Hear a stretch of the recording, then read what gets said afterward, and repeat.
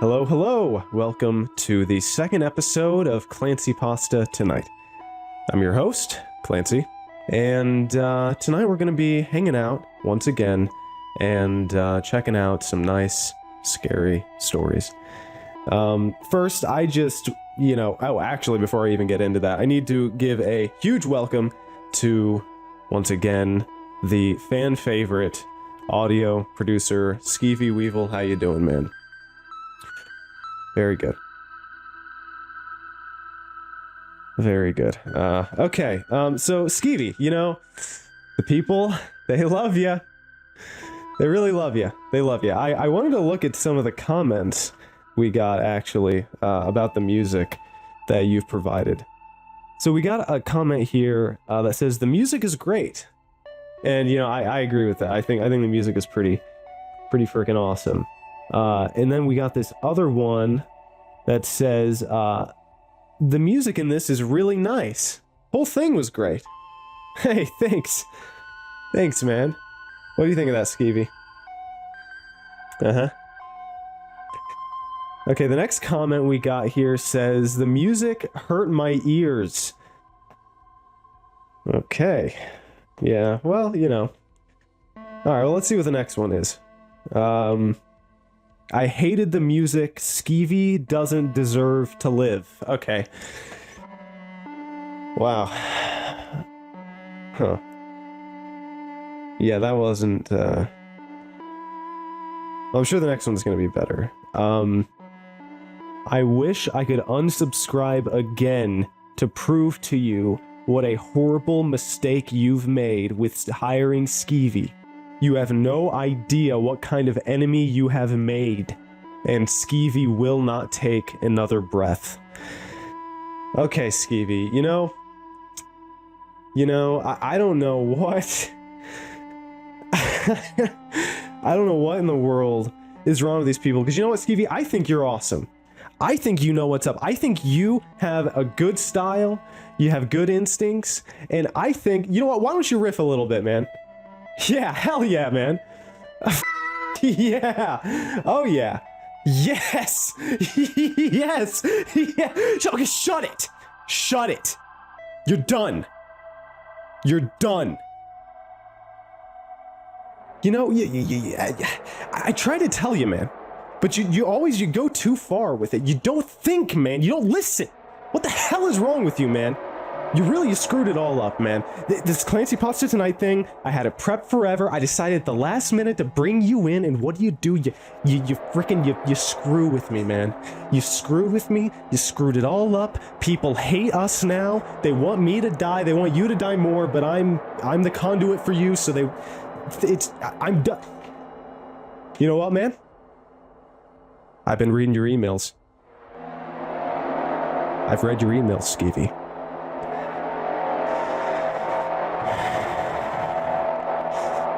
I read your emails. I found the manifesto, Skeevy. I found it. What's your game here, man? What's your freaking... I read it, man. I read it. Talking about subliminal messages in the music, man. You're talking about, and I quote, I'm reading from it right now, implanting the light. What the hell does that mean? You got anything to say for yourself? Okay, that's it. This has gone too far. You're done. I'm sick of this bull.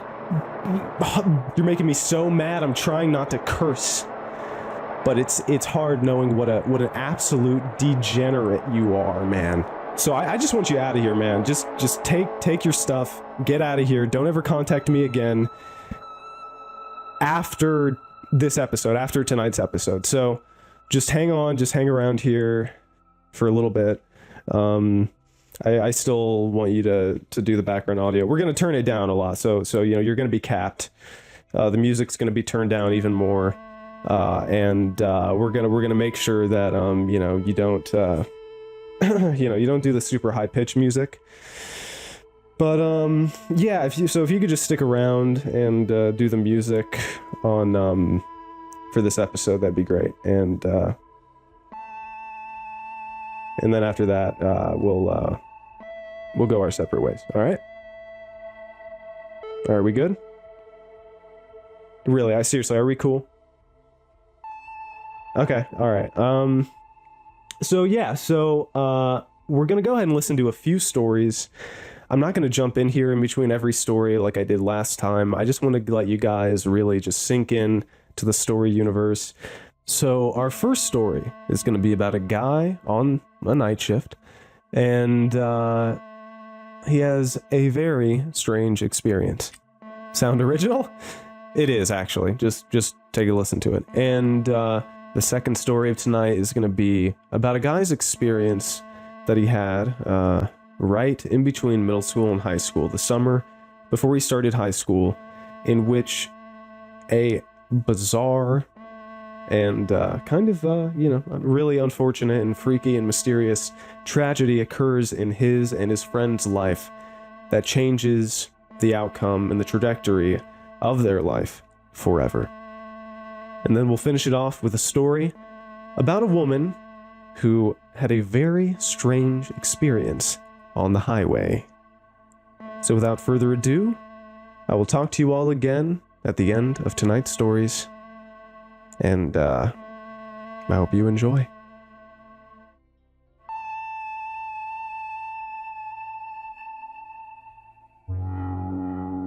Night Shift by B.W. Byers, 2233.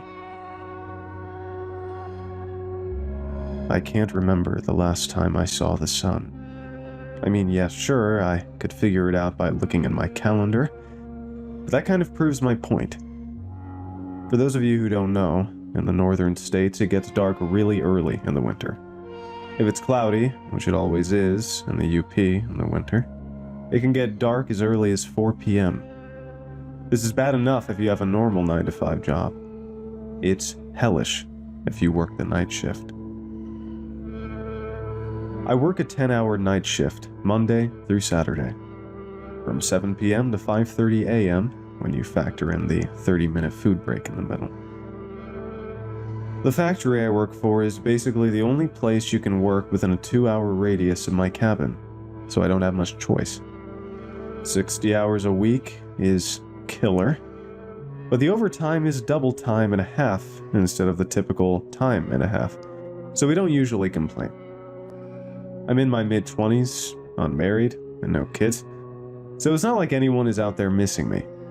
My goal was to save up enough money to move to Marquette so I could finally join the real world. This never happened. Now I'm trapped working the night shift.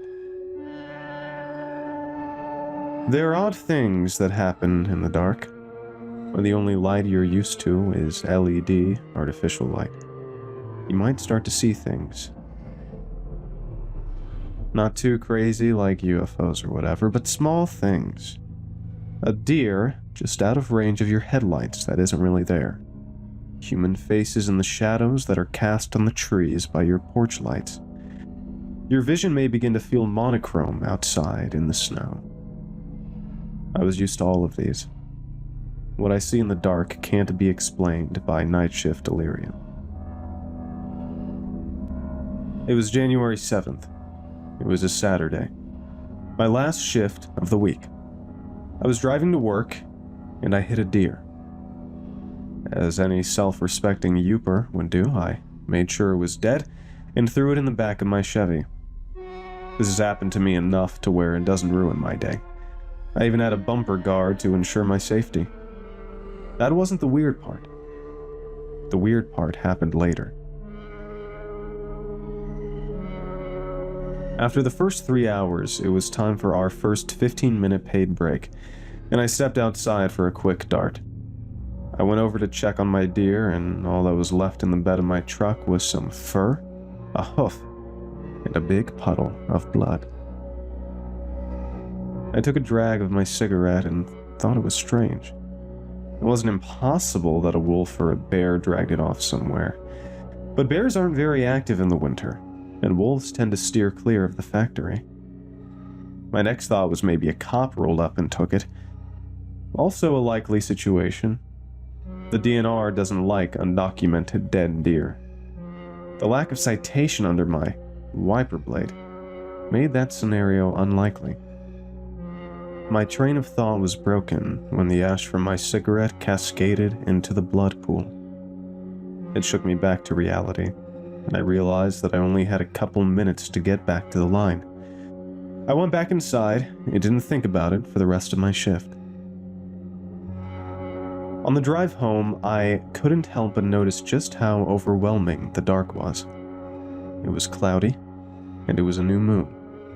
On top of that, it was unseasonably foggy. I couldn't see anything past my windshield. I was driving slow, even slower once I got to my road. The road I live on is way off the beaten trail, just a middle of nowhere road. The land that isn't lived on is typically used for timber by various lumber companies. It was thick forest until, suddenly and randomly, there would be a massive barren clearing. While I was driving past one of these clearings, the fog broke up and I could have swore I saw someone standing out in the middle. I tried to focus on the figure, but when I looked back, it was gone. I pulled into my driveway and slowly drove down it. The trees felt like they were closing in on me, as if they were massive skeletal hands trying to grab at me. I was beyond exhausted, and I was certain my brain had betrayed me. I just needed my standard 20-hour end-of-week sleep, and I could put this all behind me, right? Wrong. When I pulled up beside my door, I looked by my woodshed and saw a dead deer. I got out of my truck, pulled out my pistol that I always keep on me because of the dangerous wildlife, and walked over to the deer. Before me laid a deer that had clearly been fed on. The deer was also missing a hoof. As quick as I could without panicking and bolting, I went inside. I locked the door to the wood storage room, locked the main door, and made sure the windows and back door were all closed and locked. I didn't even take the time to turn on the generator. I just started a fire in the wood stove, heated up a can of New England clam chowder for dinner, and went to bed. Other than the low orange glow coming from the little window on the wood stove, it was completely dark. And as I drifted off to sleep, I swear I heard someone trying to open my front door.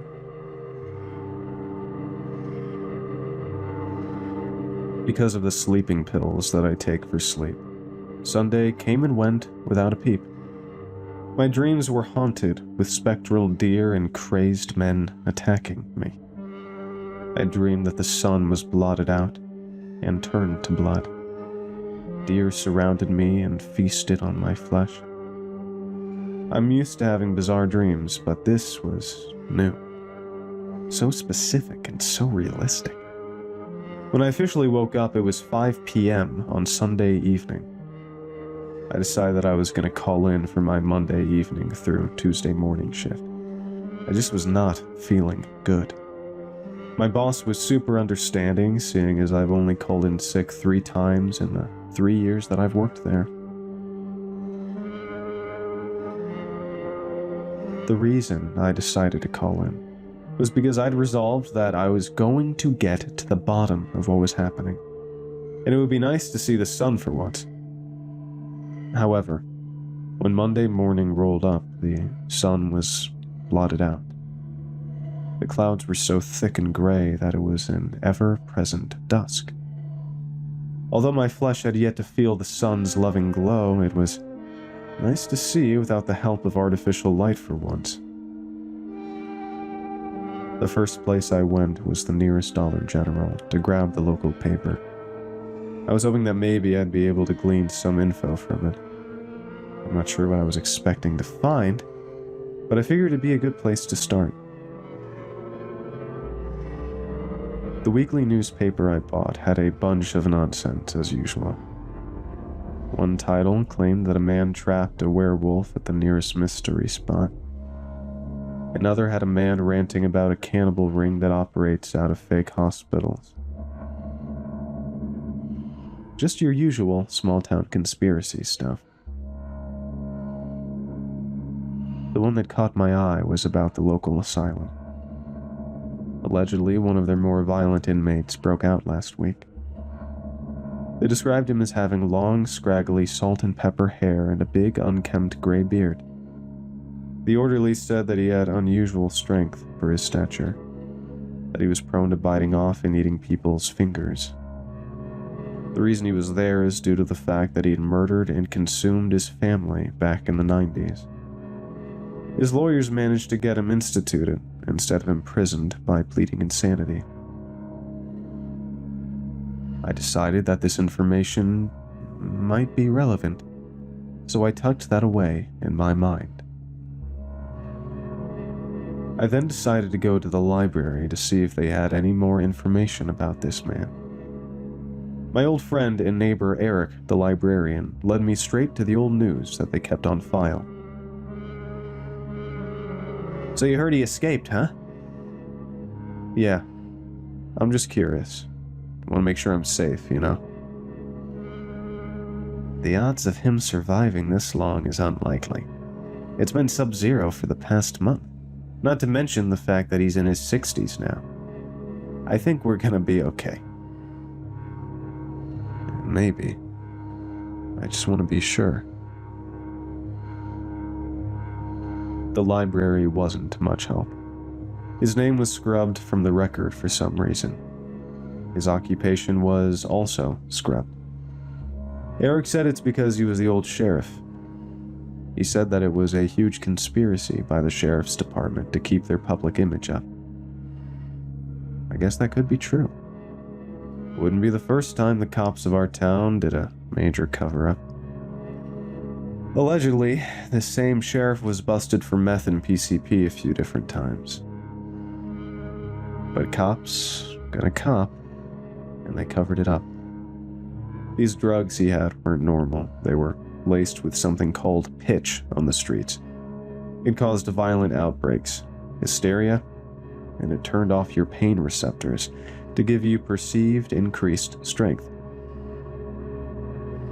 Assuming these are the same guy, that might answer some of the crazed strength claims. It was getting dark by the time I left, so I figured it was time to head home. The drive would take roughly 40 minutes, and I wanted to get back before it got too dark. On the way home, there was a man walking along the side of the road. He was wearing blue jeans, a red checkered flannel coat, and a gray beanie. As I approached him, he stuck out his thumb for a ride. I slowed down. I had no intention of picking him up, but I didn't want him to jump out in front of me. Then I saw his face.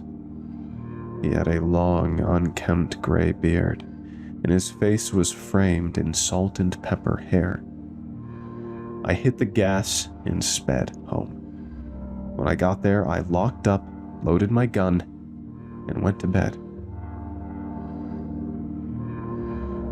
On Tuesday night, I had to return to work.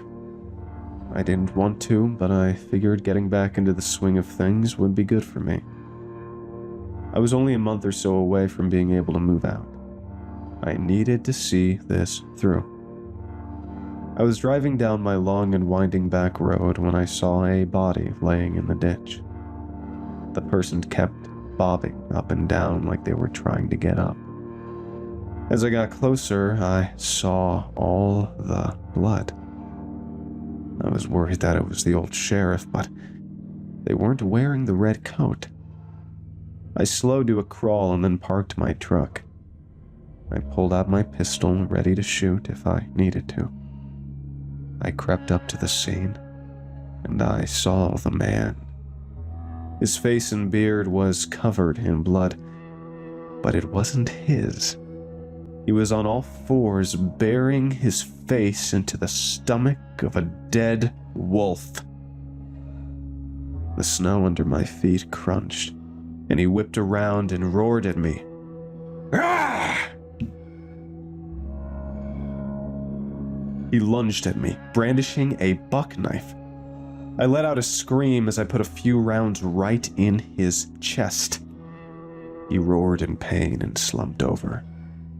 My heart was pounding. My ears were ringing. My blood ran cold with adrenaline. I waited a few minutes before I approached the body. I kept my weapon drawn as I inspected him. I used my boot to roll him over. He was down. As I began searching him for identification, his eyes shot open. He stabbed me in my thigh with his buck knife. I screamed in pain as I backed away. He then got up and began coming towards me. He didn't stand up, however. He was on all fours like an animal. He was grunting and groaning.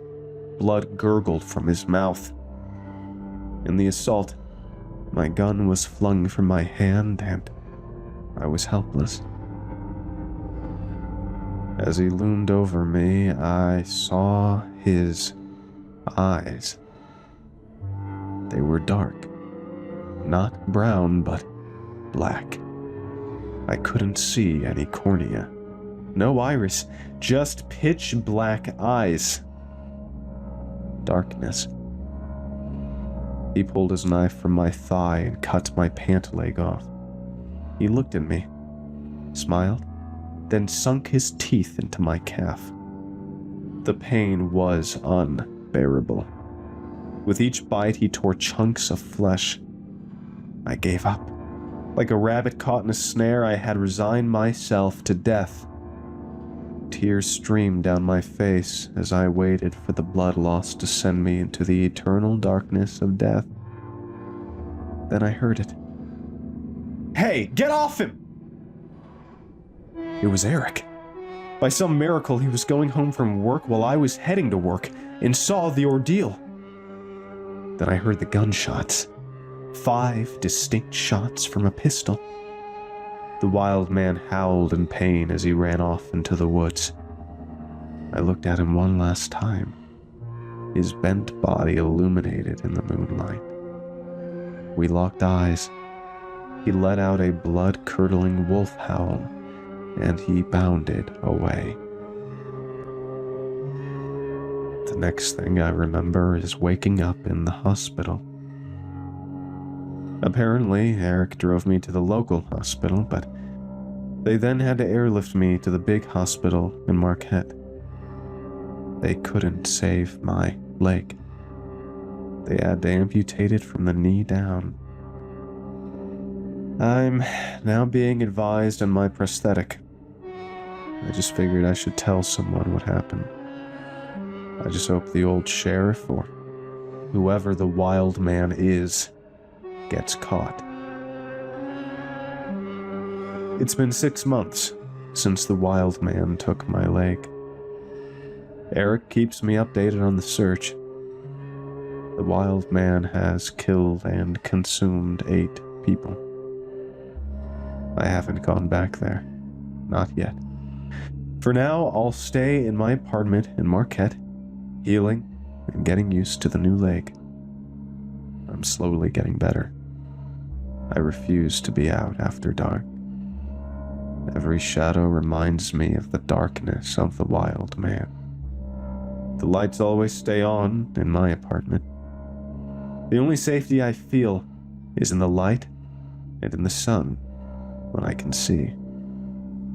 But every now and then, when the moon is new and the expanse is veiled in clouds, I lay awake in my bed, listening, and I swear I can hear tapping at my window.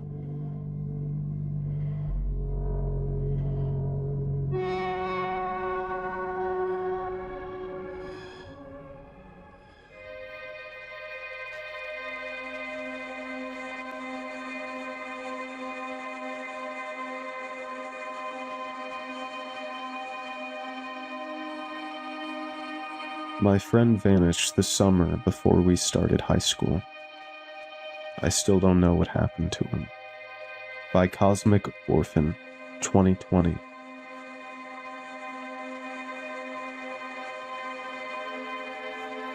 I grew up in a small port town in the northeast of England, squashed nicely beside an adjoining river of the Humber estuary. This town, like most, is of no particular interest. The town is dull and weathered, with the only interesting qualities being the town's rather large and irregularly shaped water tours, which the townfolk nicknamed the Salt and Pepper Pots. If you find a picture of these water towers, you'll see how they acquired the names.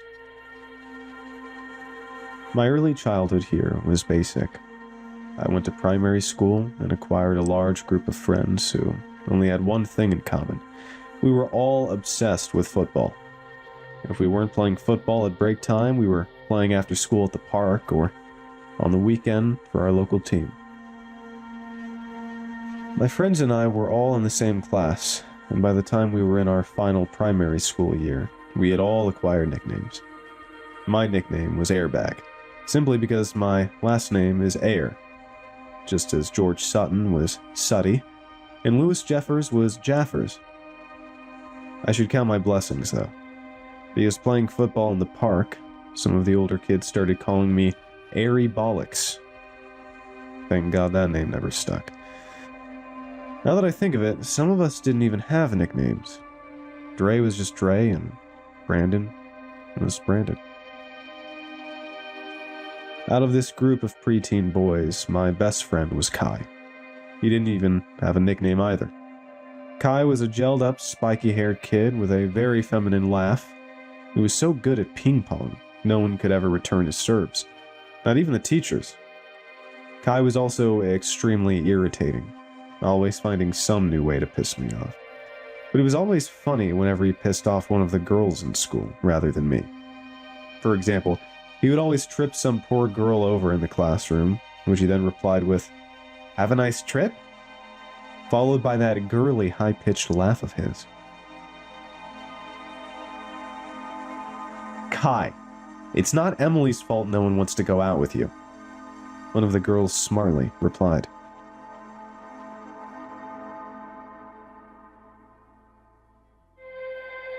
By the time we all turned 11, we had just graduated primary school and were on the cusp of starting secondary. Thankfully, we were all going to the same high school, so although we were saying goodbye to primary, we would all still be together. Before we started that nerve-wracking first year of high school, we still had several free weeks left of summer to ourselves. Although I thought this would mostly consist of football every day, we instead decided to make the most of it, before making that scary transition from primary school kids to teenagers. During one of these first free days of summer, my friends and I were making our way through a suburban street on the edge of town.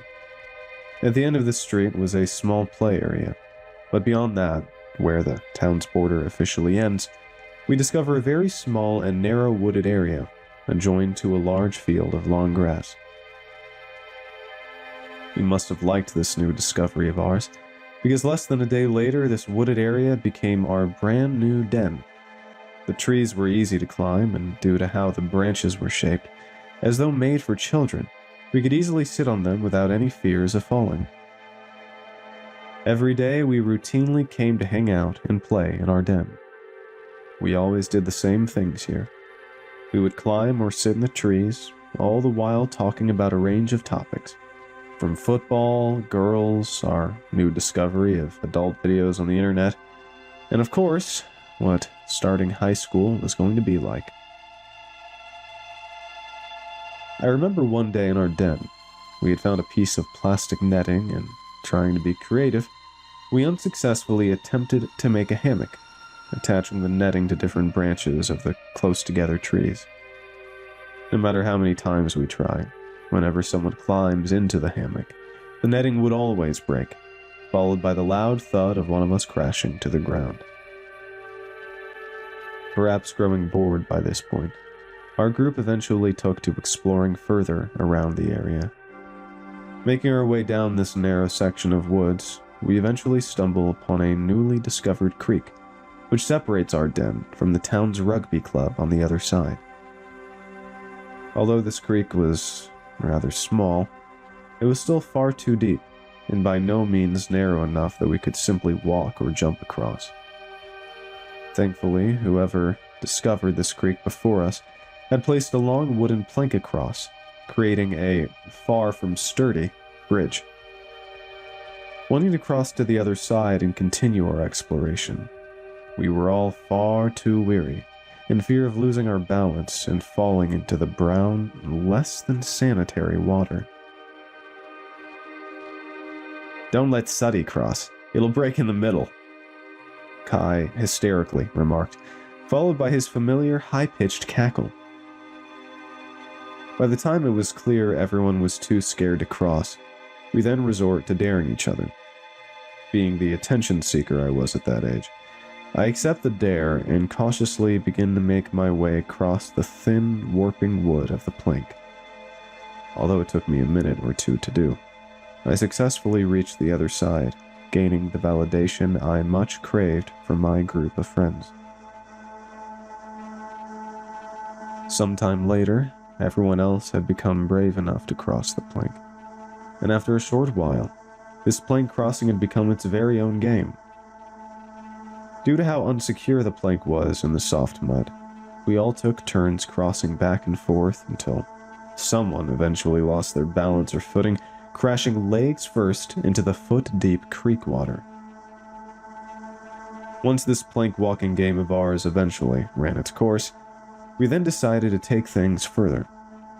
Since I was the only one brave enough to walk the plank, my friends were now daring me to try and jump over to the other side of the creek. Although it was a rather long jump to make, I couldn't help but think of the glory that would come with it, of not only being the first to walk the plank, but the first to successfully jump to the other side. Accepting this dare, too, I then work up the courage. Setting up for the running position, my friends stand aside for me to make my attempt, all the while chanting, "Air back! Air back! Air back!" Taking a deep, anxious breath, I make my run down the embankment before leaping a good meter over the water beneath me. And like a long jumper at the Olympics, that was taking place in London that year, I land, desperately clawing through the weeds of the other embankment until I was safe and dry on the other side.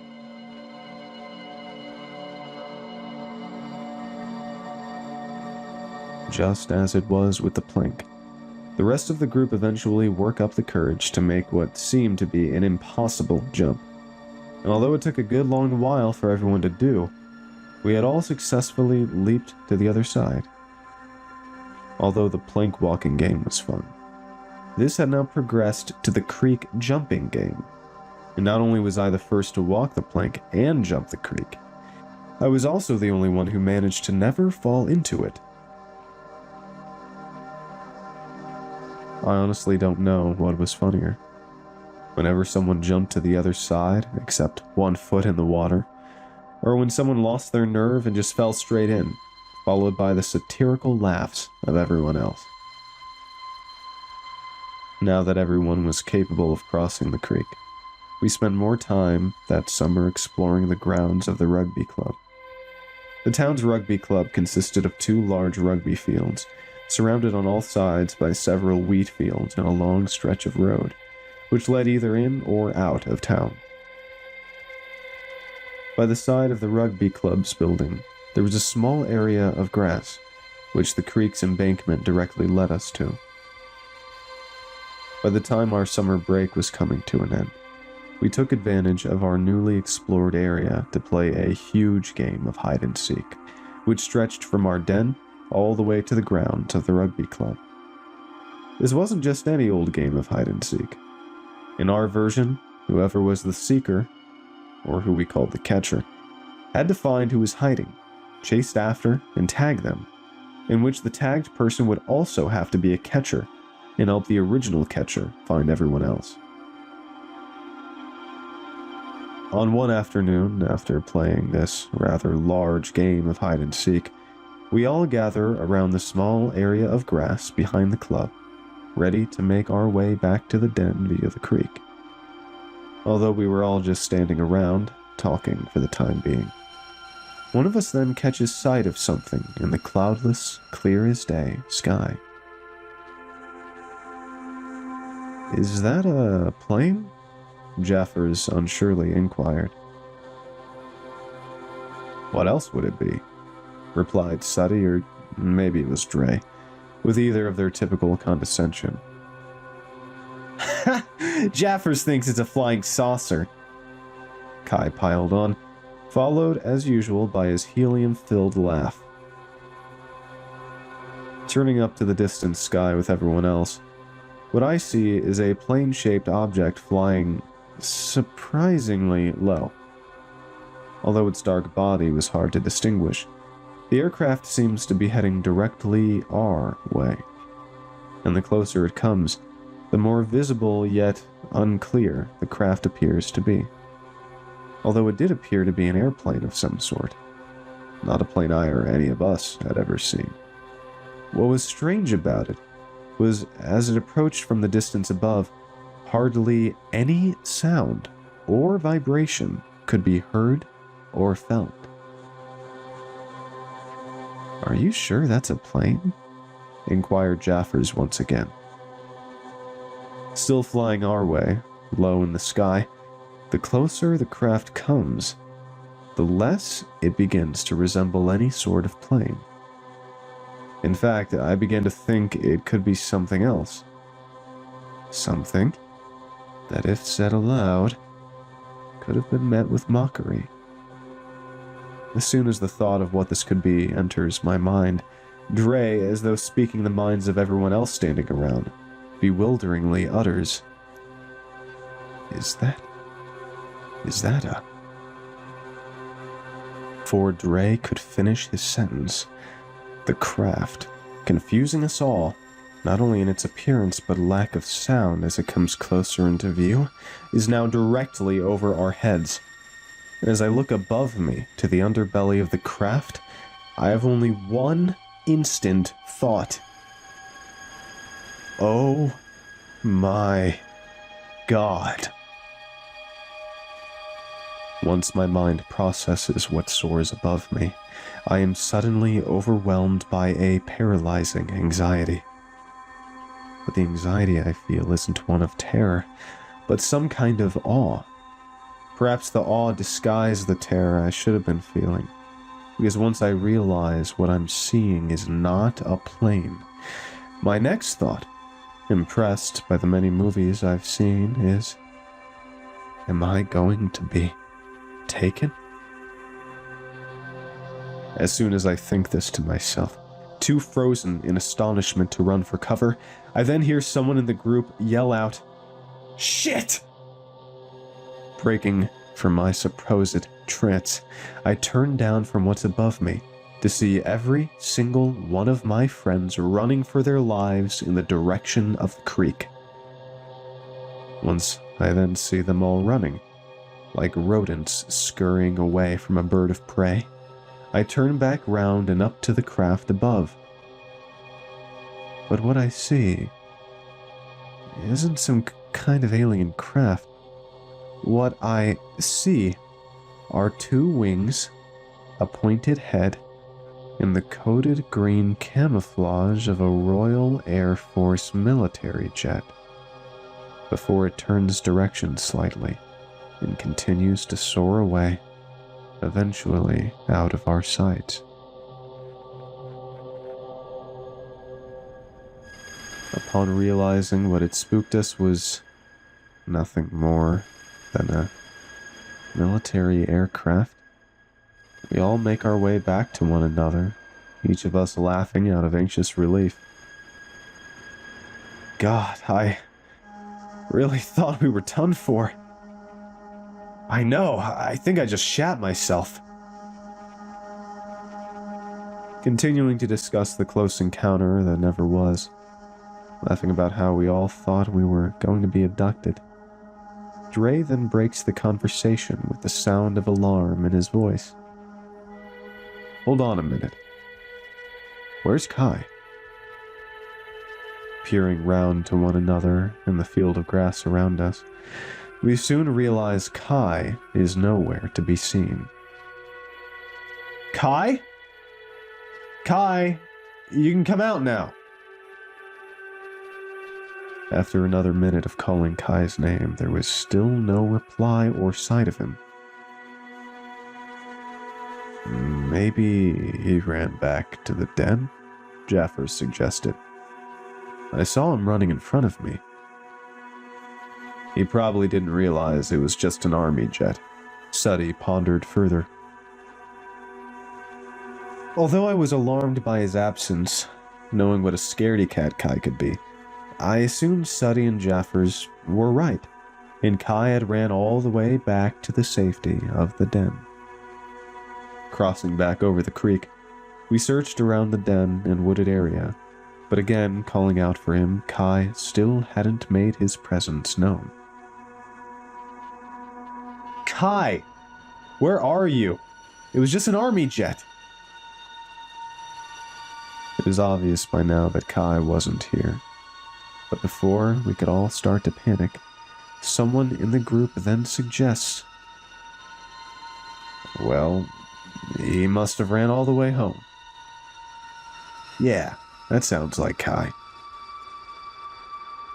Although we safely assumed Kai must have ran home, we decided to stop by his house just to make sure, where we would then laugh at him for being scared off by what wasn't an alien spaceship. Arriving at the door of Kai's semi-detached house, we knock before the door opens to his mom.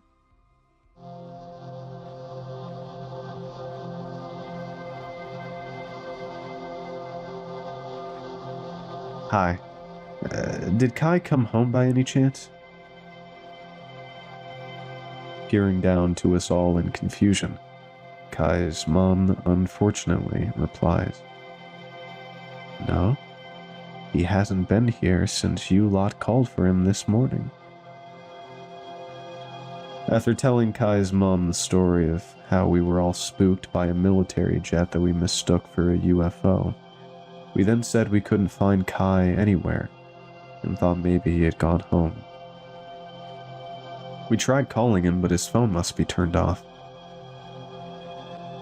Now visibly worried, Kai's mom tries calling his mobile, but just as when we tried, the other end is completely dead.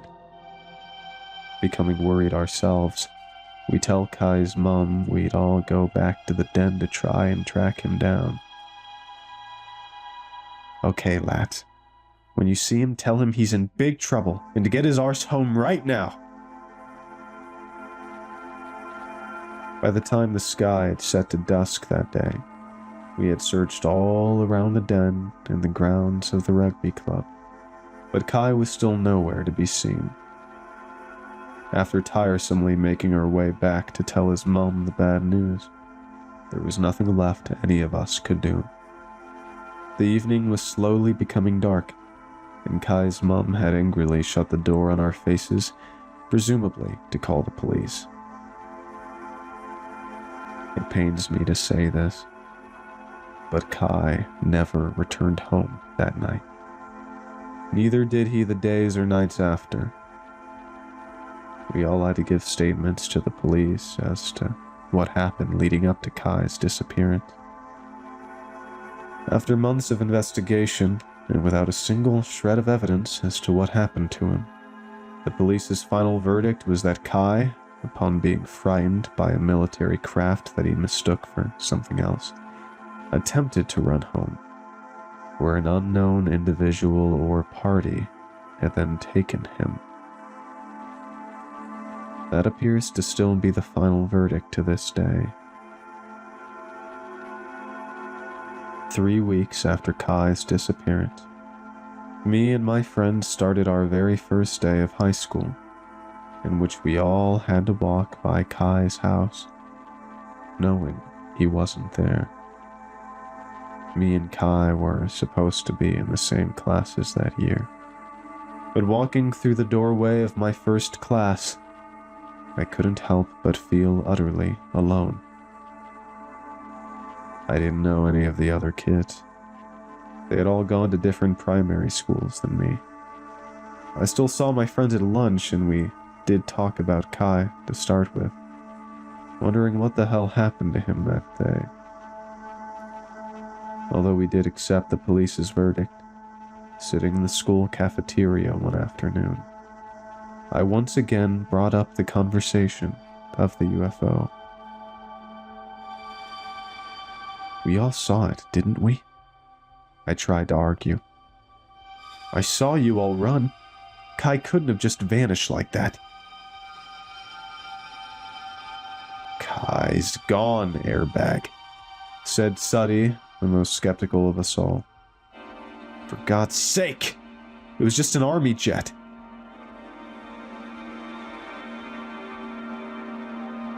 The summer before we all started high school together, it wasn't just the last time I ever saw Kai. It was also the end of my childhood happiness. Once high school started, so did the depression. So did the feelings of loneliness. But during those following teenage years, what was even harder than being outcasted by my friends and feeling entirely alone was leaving the school gates at 3:30 and having to walk past Kai's house, knowing he still wasn't there, and that his parents never gained any kind of closure. I honestly don't know what happened to Kai that day, what we really saw or what really happened. I just hope Kai is still alive, no matter where he is. And I hope one day, whether it be tomorrow or years to come, I hope I get to hear that stupid laugh of his once again.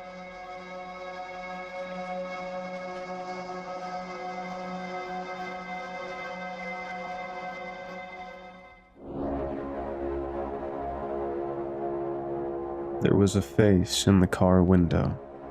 We were driving at 75 miles per hour by doll bones.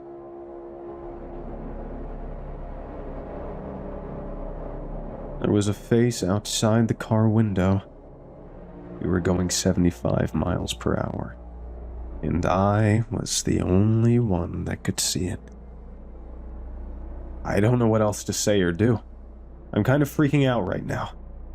I'm writing this here because I need to empty these thoughts out before I go insane. Will I post it? I don't know. And it's not important. Right now, this draft is going to serve as my way of calming down. Let me start from the top and write down everything that's happened so far. My name is Cassie.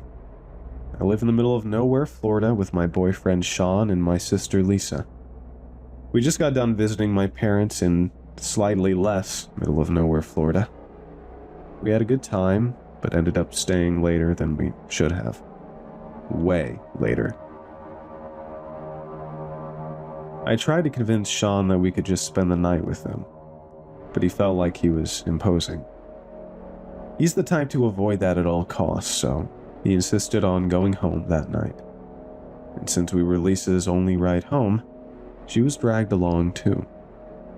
So in the dead of night, around 11 p.m., we began the long 2-hour drive back home. Lisa has night blindness, and I, embarrassingly enough, don't have a driver's license, even at 22. So it was all on my poor boyfriend to drive us home. That's how we ended up in this situation. The three of us barreling down this empty country road in the dead of night. Something straight out of a horror movie. We were about an hour into the drive when I first noticed it. Sean was focused on driving and Lisa had fallen asleep, so I was left to my own devices. I had exhausted any entertainment my phone could give, and turned a tired eye to the window. At first, I didn't see it. At first, I just thought it was my own reflection or Sean's or something appearing in the glass. It was hazy and distorted, like I was trying to look at something under rippling water. But the longer I stared, the more clear it became. What started as a pale, formless shape took on more clarity like it were emerging from the shadows to make itself known. Edges became more defined, features more apparent. A wisp of hair, the hollows of eyes, the bridge of a nose, the contours and shapes of a face. The second I realized it wasn't my reflection, I shot upright in my chair, my eyes going wide as I continued to gaze at the strange apparition. I blinked hard and rubbed my eyes, thinking I must have just been tired of seeing things. But when I opened them back up, it was still there. Even clearer this time, though still too fuzzy for me to make it out clearly. But there was no ambiguity left in what it was. It was a face. A disembodied face that seemed locked to the window. It didn't bob like it was floating or move like it was traveling separately from the car. It's like it was locked to the window, keeping perfect pace with us. We were going way too fast for anything to be doing that normally. My eyes quickly darted over to the speedometer. 75 miles per hour. And yet there it was, a face in the window. "Sean," I said, grabbing my boyfriend's arm. "Sean, what the fuck is that?"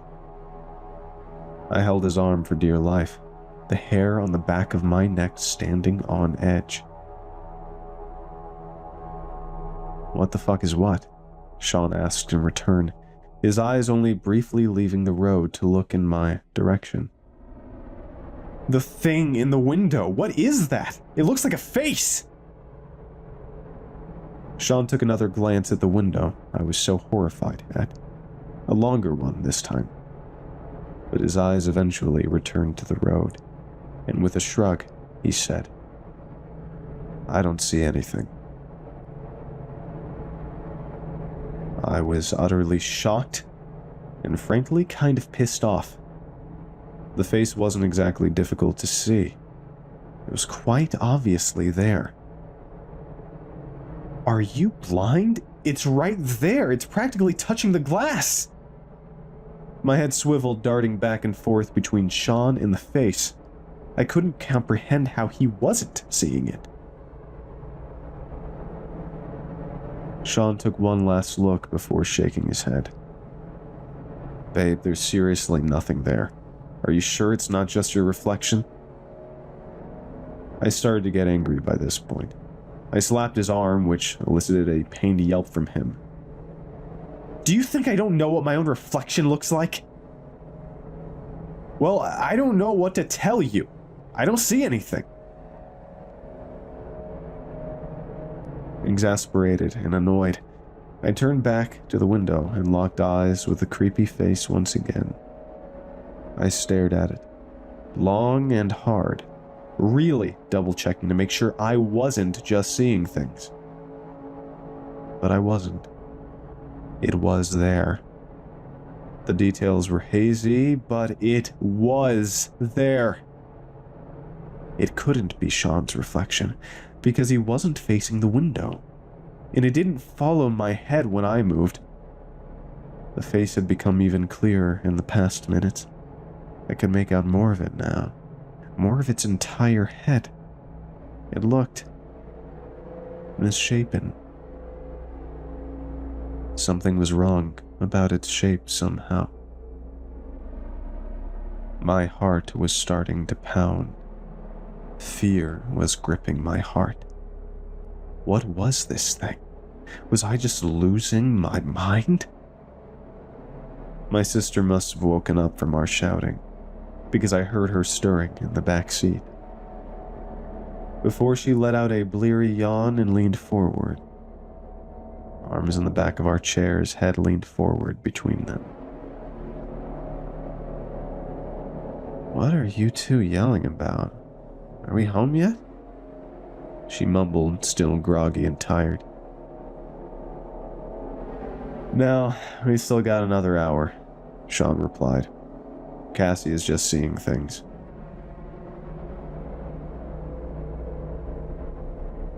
My sister turned to me with a raised eyebrow. I am not seeing things. It's right there. Lisa, look. I leaned back in my chair to let her get a look at the window. Do you see it? In the window? Lisa stares into the glass, narrowing her eyes and leaning forward. No, I give up. What am I looking for? I dropped my head into my hands, frustrated and scared. Sean and Lisa tried to comfort me, but I wasn't having it. I didn't know why I could see it and they couldn't. Was I genuinely having some kind of breakdown? I kept my head down for a while, my eyes shut tight, not making a sound aside from the occasional whimper. I think I must have dozed off at some point, because I startled awake sometime later from the jostling of the car over a pothole. At first I wondered if it could have been a dream, but I could feel it. I could feel its gaze from the window. The unmistakable feeling of being watched. I didn't want to look. I didn't. But I had to. It felt like I was being compelled. Like something was yanking me towards it, forcing me to look. Morbid curiosity? Or was it something else? I finally stole a glance at the window against my better judgment. It was still there, and now it was even more clear than before. I could make out more details that I couldn't last time. Raw, red skin, blood oozing from exposed muscle tissue on its face, burn marks on its charred scalp, hair that's still singed with fire. I wanted to cry. I wanted to cry and scream and get out of this car. But my panic was put on hold as I noticed something else. The face was rapidly becoming clearer, faster than before. It was coming into focus so fast I could watch in real time as its full face emerged from the haze. I was glued to it, unable to tear my eyes away. It's like I was paralyzed. My eyes opened so wide they practically hurt. As we passed by mile marker 428, the face finally gained its full appearance. For just a moment, it became perfectly crystal clear. Only at that very spot, before it quickly began to fade away back in a blurry mess. Fading quickly, as though to just give me a quick peek. But that one glance was more than enough. The face had revealed itself in full to me. A gruesome, deformed mess. I could make it out with complete clarity. The side of its head smashed in, caved through like a collapsed building. Blood seeped through torn hair that was scorched black by fire. The face itself was raw and red, skin almost completely torn away, leaving nothing but bleeding, burning tissue, and exposed bone.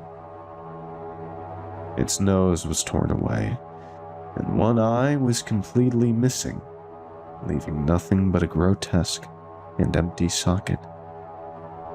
Its mouth full of broken, shattered, and bloody teeth. The face was so horribly deformed that I couldn't even make out if it was a man or a woman. It barely even looked human at this point. I finally lost control of myself. My stomach heaved and I vomited all over my lap and the floor of Sean's car. The next few minutes were a chaotic blur of shouting and puking. I vaguely remember Sean pulled over onto the side of the road and got out of the car. I tried to plead to him to just keep going, to ignore me and drive, but he stubbornly refused. I couldn't stop from retching long enough to argue. I watched with dismay and horror as he walked around to my side of the car, the face still blurry in the window, and yanked the door open. And it was gone. The face was no longer in the window. That was 2 days ago. I had written it off until now as just a hallucination. Or a dream. It didn't really make all that much sense, but it was better than the alternative. I was perfectly content to seal the memory away and live on in blissful ignorance. But that little delusion was shattered just a few hours ago. I got a call from my mother. Lisa had been in a terrible, terrible car accident this morning. The wreck was so bad that they were having to drive out to identify her body. The police said she was barely recognizable from the injuries. That would have been bad enough, until they told me where the wreck happened. Right next to mile marker 428. I'm avoiding seeing her body at all costs because I'm so scared that if I see my sister now, I'll know who that face really belonged to.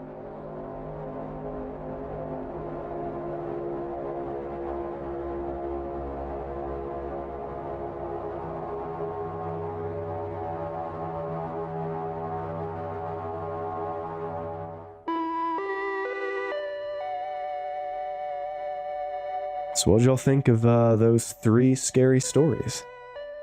I thought they were pretty they were pretty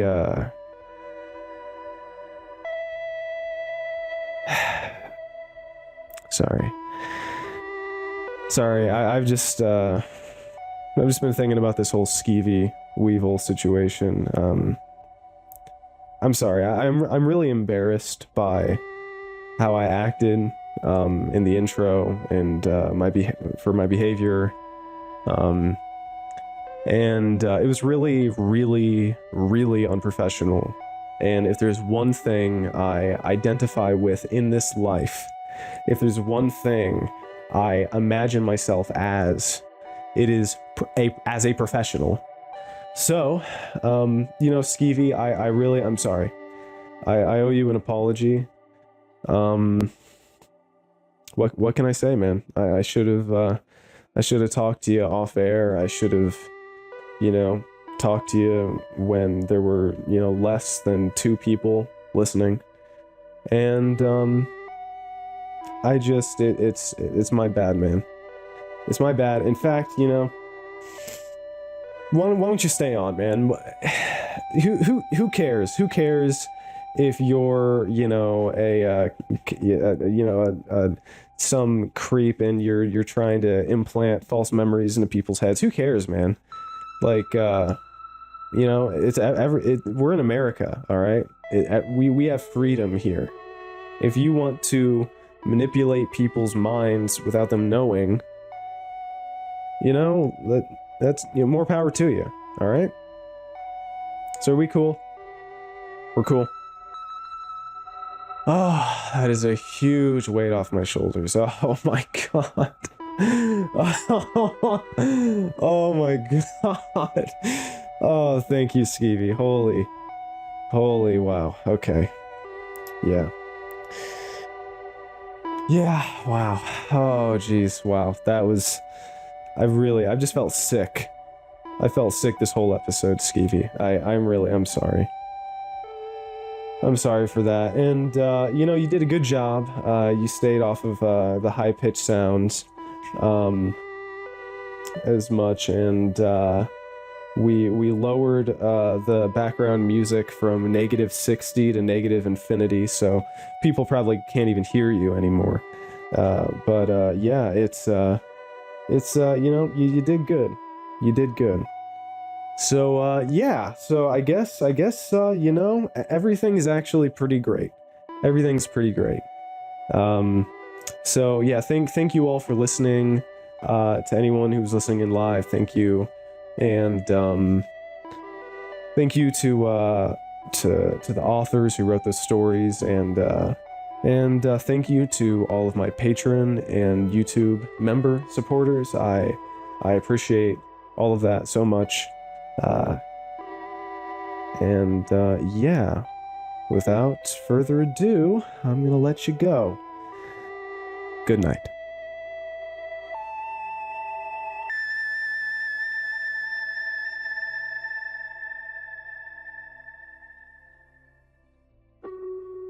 The Girl by the Road by Terra Lava.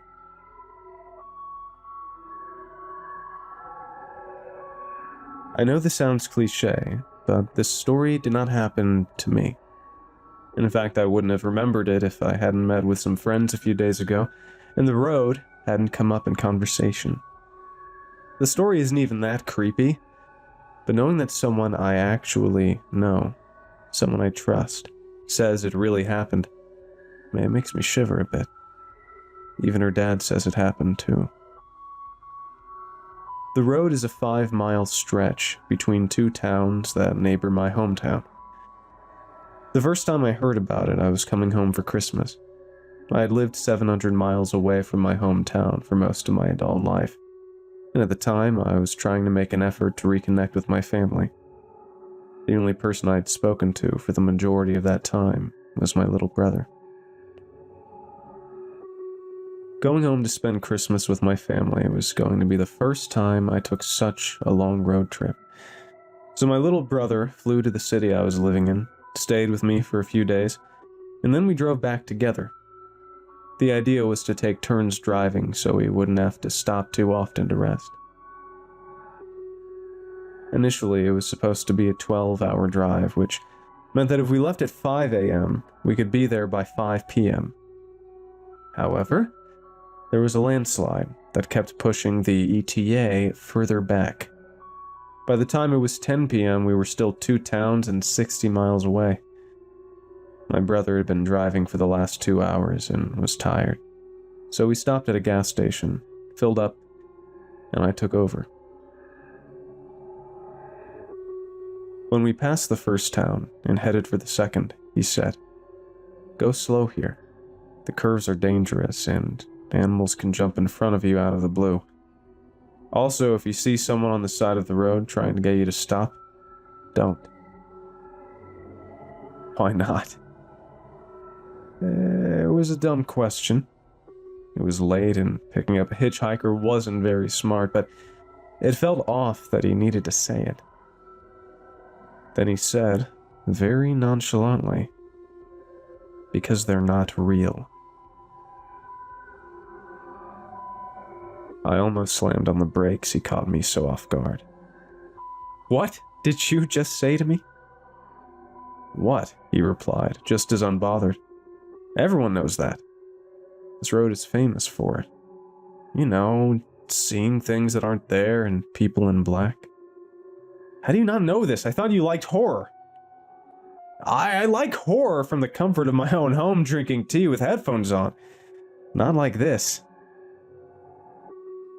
He smiled, so I said, "You're screwing with me, right?" He cackled a little. "I'm laughing, but I'm not screwing with you. This is a real thing that happens. I've seen it a couple of times." "Nah, you're bullshitting me." "Okay, if you say so, just, don't stop if you see anything."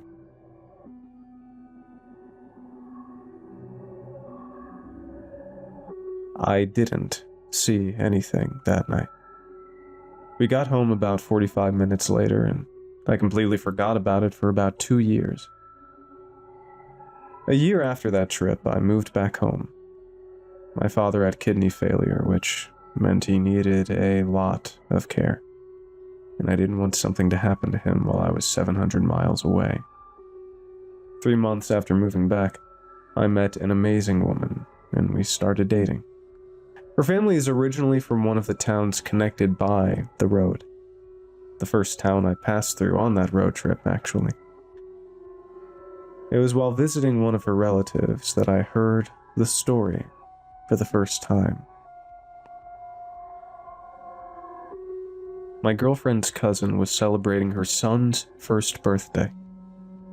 There was barbecue, beer, and children running around, so a few of us sat in a far corner and began talking about nothing in particular. The conversation slowly shifted toward road trips and traveling because my girlfriend and I enjoyed a bit of adventure biking, and we talked about how annoying it is when something on the road changes your whole itinerary. I mentioned what had happened to me with the landslide, how it forced me onto the road at 10 p.m., and how my little brother told me people just knew spooky things happened there. "Oh, please, superstition," said the cousin's husband. "No, it isn't. If you travel between towns often enough, you know something's wrong," said my girlfriend's cousin. "People are gullible, man," he added. "It's real, honey. I know it firsthand," she replied. "Oh, sure, babe." "No, for real. I remember when I was like 15. And mind you, this happened at 2 p.m. with the sun blazing. I was on vacation. I was tagging along while my dad worked, and I was riding shotgun in his pickup truck. He had to make a delivery, some sound system for a party or something, and we had to drive through the road. We were approaching that big curve, about 2 miles before the gas station. You know the one? Well, when we saw this girl. She was 16 or 17 and walking along the side of the road. She was wearing a blue top and gray jeans. She looked tired, so my dad stopped next to her and asked if she needed help. She said she just needed to make a phone call and let her mom know where she was. My dad offered her his phone. She was kind of guarded at first, but seeing a young girl with him probably convinced her he wasn't a predator or something, so she asked if he could give her a lift to the gas station where her mom could pick her up.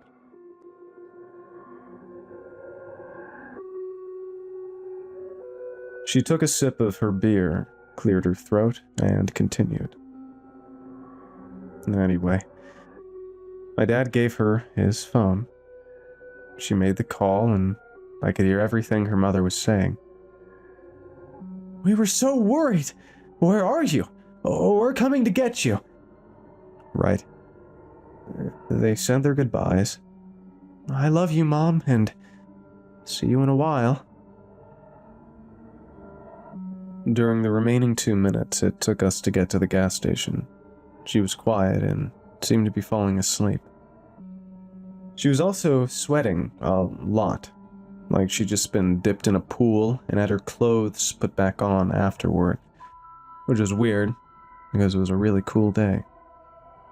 We finally got to the gas station, and my dad offered to stay with her while she waited for her parents, but she said it was okay and that she was safe now. She thanked us, and we kept driving. We made some deliveries, and when the sun began to set, we went home. At this point, she began to breathe heavily, like she was struggling to find the words to finish the story. When the 7 p.m. news started, we heard it. A 17-year-old girl who had been missing was found by her mother near a creek behind the gas station. She was wearing a blue top and gray jeans. It was her. I knew it before I even saw the picture on TV. She'd been missing for almost a day, and had been killed and dumped by that creek that morning. That means that by the time my dad and I picked her up, she had been dead for 5 hours.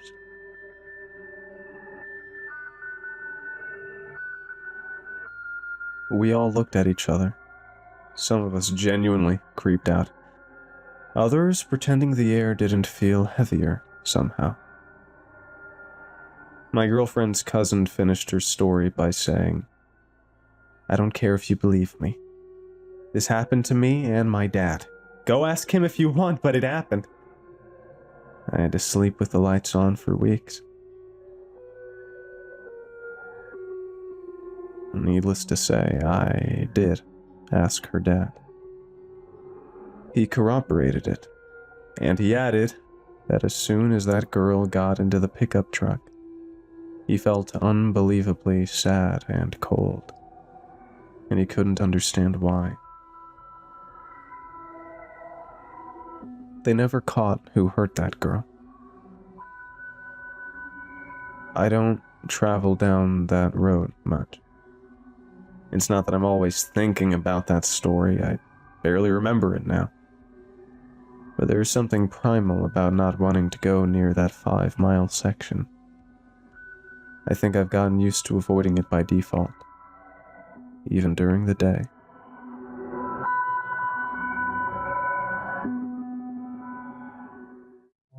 I ordered a PS Vita online. I received a box of spiders by Expensive Pie 9154. And if you enjoy this story, you can check out more of the author's work at his Substack link in the description.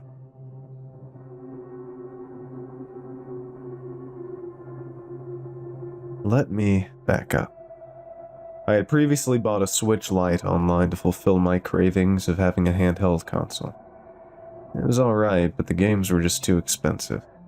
I looked into modding it, but realized it would require physical board changes that I just couldn't be bothered to do. I then settled on buying an old PS Vita, since the modding community was huge and it was supposed to be super easy to jailbreak. I quickly found a seller online and had my own lime green Vita on the way for only $130. I was ecstatic. When I saw the notification alerting me of the package's arrival, I counted down the minutes before getting off work. I raced home. Approaching the door, there was a small cardboard box waiting at the mat. I picked it up. It was ragged, with dents and the tape and shipping label oddly misplaced. It felt heavy. Really heavy. I took it inside. Sitting on the carpet of my living room floor and feeling like a kid again, I slowly cut along the width of the tape with scissors. When enough tape had come off, I pulled the inside edges of the opening and tore it open. A cloud of black powder exploded out from the box, slamming into my face in a big wave. I started coughing, and my vision was dark. While waving my hands through the air around me, trying to clear it, I felt an itch run across my legs. When I could finally see again, I was met with something I couldn't have predicted. The inside of the box was full of tiny yellow spiders, packed tightly throughout. And they were pouring over the sides and across my carpet, falling into the fabric and disappearing. I shouted in fear and crawled backwards, knocking the dozens that had made it onto my legs. I could feel them crawling on my skin, making little pattering sounds with each step from their many spindly legs. I stood up and saw the writhing yellow mass as it filtered deep across my entire living room floor. About half of them were still in the box. With shaking hands, I grabbed the sides of the box and picked it up. I ran to the front door in an attempt to throw the remaining spiders outside. I felt them make their way onto my hands and begin to travel up my arms. There were hundreds of them. It looked as though I was wearing living gloves. Unable to stop myself from reacting, I involuntarily flung the box out of my hands. The remaining spiders flew through the air, spreading across the front hallway. They landed on every surface, scattering into any and every crevice. I felt dizzy. It felt as though they had permeated my body, and I could feel them under my skin. I walked to the overturned box and tapped it with my shoe to flip it over. Within the box, there was a folded up piece of paper. I leaned down and plucked it out with pinching fingers, trying not to touch anything else. I unfolded it and found, well, nothing. The page was completely blank. I tossed it and the empty box into the outside garbage can. I contacted the seller on eBay soon after. The language barrier made it a bit hard to communicate, but they claimed that they sent exactly what I had ordered and nothing else. I was left fuming. I reported them and requested an immediate refund. The whole situation made me feel lightheaded. Occasionally, or maybe more than that, I'd run into spiders throughout my house. After the initial dispersal, they weren't really everywhere in obvious spots. Rather, I'd see one run across a countertop, or I'd see the beginnings of a web on the underside of a table. I couldn't stand it. My dog, Maya, was being driven crazy. I kept finding her jumping and running around, trying to catch them. I also kept getting weird nightmares, seeing a person in black standing in the back of my closet. Wasn't unheard of for my dreams, but this felt more visceral, more real. It had happened every night. Anytime I turned the light on, it would just be hanging clothes. Of course, the occasional spider crawling across my face or chest didn't help. Flash forward a few days into my spider infestation. Over that time, I kept feeling worse each morning. It felt like a weird haze had enveloped my head, like I had a light fever. It was through this haze that I was taking Maya out to go to the bathroom in the backyard. While pacing around the yard, I saw something out of the ordinary within a bush lined against the wall out of my peripheral vision. An object. I reached through the bush and struggled as I pulled out a cardboard box, much smaller than the one I had received prior. It looked as though the shipping label had been torn off. Traumatized from the spider box, I decided to open this one outside. Carefully cutting it open and pulling the flaps up slowly, I found packaging peanuts. I turned the box over to empty them, careful not to touch anything. A black object fell out onto the grass with the packaging. It was the Vita and its charging cord. A jolt of electricity ran up my spine and scattered my thoughts. The boxes had been swapped? Who would do that? Why? And how did the correct one end up in my backyard? My quivering fingers pulled out my phone and opened the doorbell camera app. I looked at the footage back from the day of delivery. It had recorded movement twice while I was at work. The first was a delivery man dropping off the smaller package at my doormat, visible at the bottom right corner of the feed. Nothing seemed strange at all. Then I checked the second recording. It starts right as black gloved hands enter the bottom right frame and pull the box out of view in the direction of the front door. My eyes widen. A minute later, the same hands push a new, bigger box sloppily thrown together with the original packing label onto the doormat. They knew The camera was there. They must have. They were almost completely out of view. But worse was how they came from that angle. No one could have done that unless they came from inside. I was petrified. The implication made no sense, but terrified me all the same. That was an hour ago. I'm still outside with Maya. I keep pacing in circles. She's been begging to be let in, but I just can't. I'm scared to go in. Scared of the spiders everywhere. But mostly, I'm scared that there's someone else in there with me. The footage keeps running back in my mind. Those nightmares. What the hell is happening? I'm texting this out and posting it to ask for advice.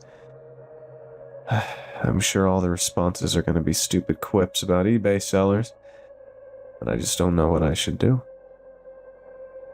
If anyone has any clue what this could be, please tell me.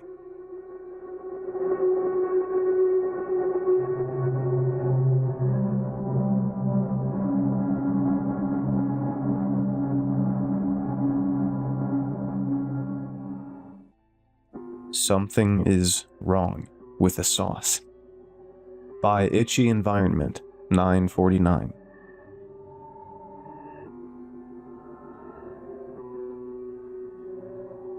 I've worked at Daryl's Pizza since I was 14. It's the only restaurant left open late into the night. It sits past the last street light on the edge of town. The building looks newer than it is, like it learned how to survive by pretending. Inside, everything is clean, but worn down in a way that feels intentional. Red vinyl booths cracked just enough to show their age. A pinball machine hums quietly in the corner. An old racing game loops the same track it's probably shown for decades. The smell is what gets you first. It's familiar in a way that doesn't make sense, like something you remember from before you were old enough to form memories. The few locals sit in the booths most nights. They don't talk much. They don't need to. When you look at them too long, you get the strange sense that you've known them forever without ever learning their names. Daryl usually runs the register himself. He's tall, thin, and looks like he hasn't slept properly in years. His hair is long, dark, and always looks slightly oily no matter how often he washes it. He sweats constantly, straight into his apron, and somehow never seems embarrassed by it. He also makes the best pizza I've ever eaten.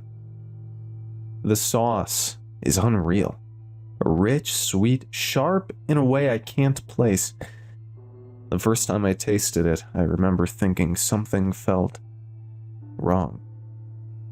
Not spoiled, just aware. Like it knew I was there. Like it recognized me. Or maybe that was just my imagination running ahead of itself. That thought disappears the second it hits my tongue. My dad is the chief of police, and he buys Daryl's Pizza for the department at least once a week. Says it keeps morale up. That's probably the only reason Daryl hired me in the first place. Most mornings, I'm there before sunrise, making dough beside him while he stirs the sauce. He keeps the radio on low, usually My Chemical Romance, and works with the focus of someone performing a ritual he's done too many times to count. I asked him once what his secret was. He slowed his stirring, turned the radio down, and told me it was an old family recipe passed down from his great-grandfather. He said it the way someone recites something they don't fully believe anymore. When I pressed him, he rolled his eyes and hissed like I'd insulted him. Italians. The thing is, Daryl doesn't look Italian. He's far too pale. And he hates garlic. Hates it in a way that feels personal. I found that out the hard way. I'd barely finished asking about adding garlic to a pizza when his expression changed. He lifted one long, untrimmed finger, pale, almost gray under the fluorescent light, and pointed at the door. "Get out," he said, "and never come back with garlic ever." I don't remember him touching me. Somehow I ended up outside. The door shut behind me, trying to piece together how I'd gotten there. The next morning, I barely had time to step inside before he was in front of me.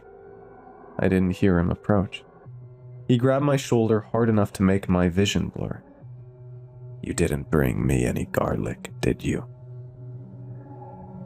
His voice didn't sound like his voice. His eyes looked wrong.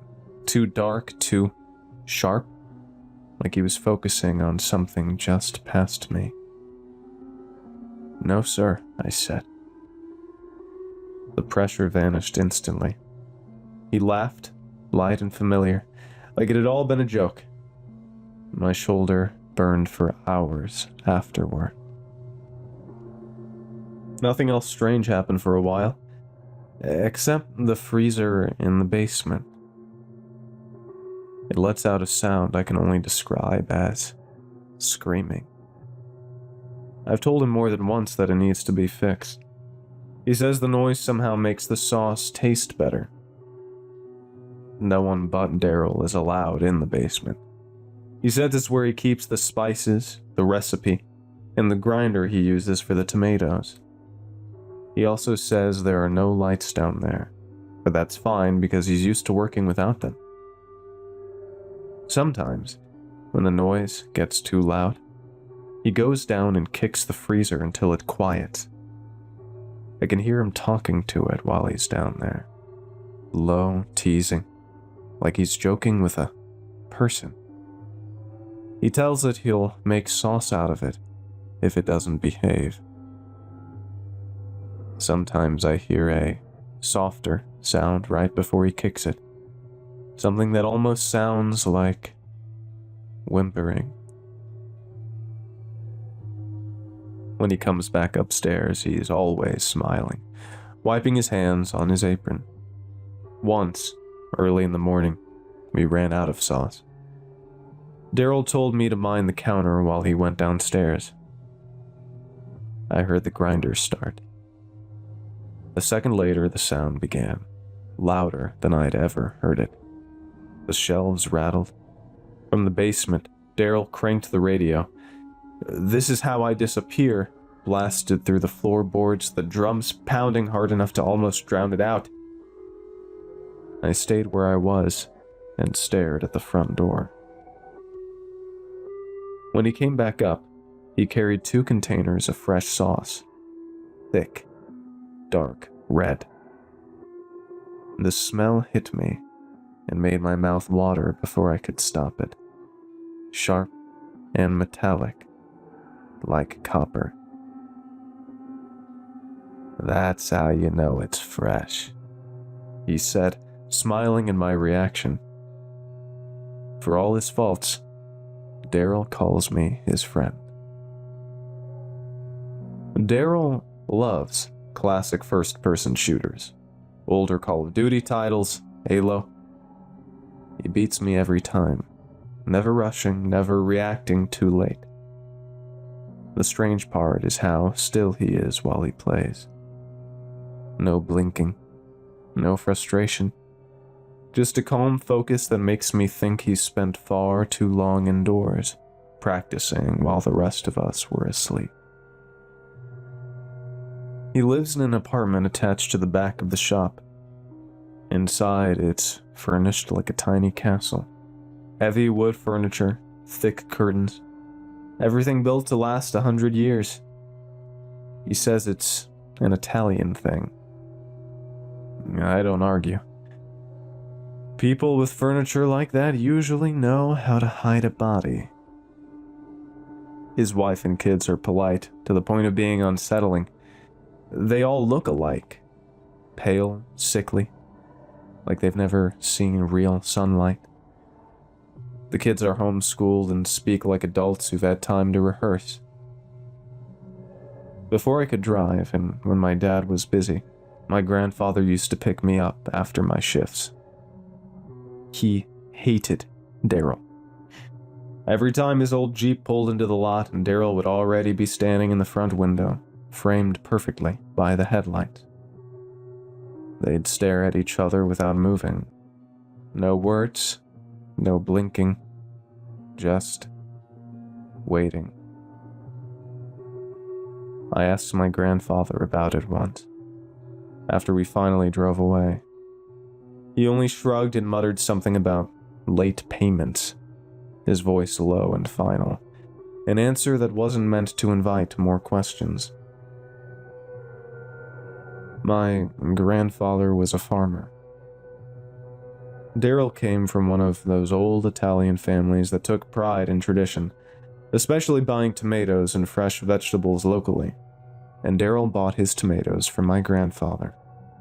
He always had.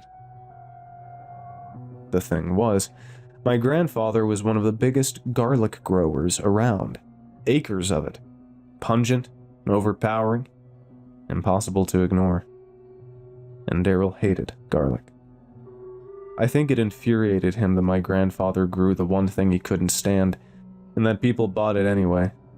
That he depended on the very hands he despised. That my grandfather didn't need him. Every time the headlights swept across the front window and caught Daryl standing there, I felt it again. That silent hatred settling between them like a loaded gun. It was a contest of will, held steady and unspoken. I always had the sense that one night, one of them would finally blink. The blink finally came at my grandfather's funeral, held on the farm. The small wooden platform had been built near the fields, his casket resting just below it. One by one, people stood to speak. Before retiring, my grandfather had been the county sheriff. Our family had been rooted in that land for as long as anyone could remember. They talked about what the town used to be. Dirty, overrun with gangs and predators who moved openly. Fear treated like a fact of life. They spoke about my grandfather's actions, the choices he made, the lines he drew. How slowly but decisively the town changed. Crime withered, people slept easier, children grew up without learning which streets to avoid. What had once been lawless became quiet, safe, clean. The sun slipped beneath the horizon as the last speaker sat down. A few lights flickered on. A fire burned nearby, steady and low. I wasn't paying much attention until I looked up and saw the next man approaching the platform, moving slowly between the old wooden folding chairs. I froze. It was Daryl. He didn't so much walk as drift, as if the ground had loosened its hold on him. His feet barely seemed to touch the earth as he reached the steps and rose to the stand, carried upward by something unseen. When he arrived, Daryl blinked and brushed away a tear. The air shifted. Then he spoke. He spoke of a great man and a great family, his voice calm, weighted with memories that no longer had a living owner. He told the story of his great-grandfather, who came to this country fleeing a place that despised him for his beliefs, and how my family had welcomed them with open arms, offering help when they needed it most.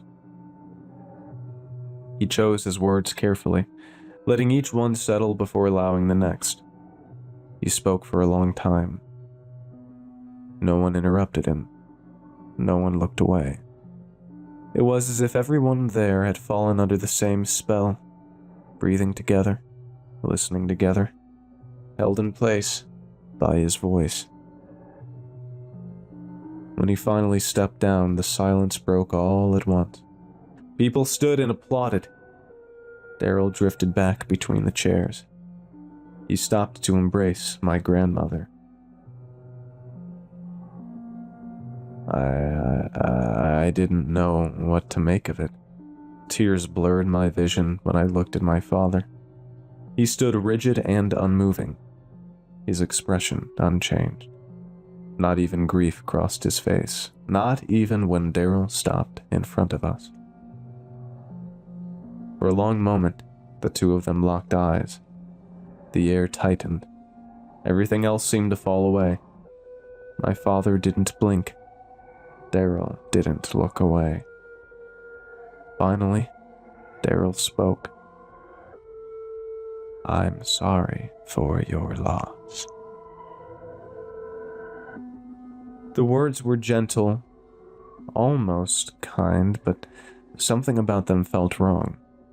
Rehearsed, as if they had been spoken before, as if they would be spoken again.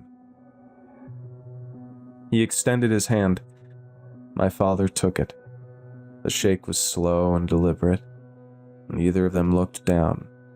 When they released, my father's face remained unchanged. Or perhaps too much had passed. Then Daryl turned to me and offered his hand. I took it. His skin was ice cold, sharp, and unnatural, cutting through the warmth of the night. I felt it instantly, a shiver running through me, but I didn't pull away. Daryl nodded once, almost imperceptibly, and moved on. I walked away with my hand still cold, realizing I had just touched something I was never meant to feel.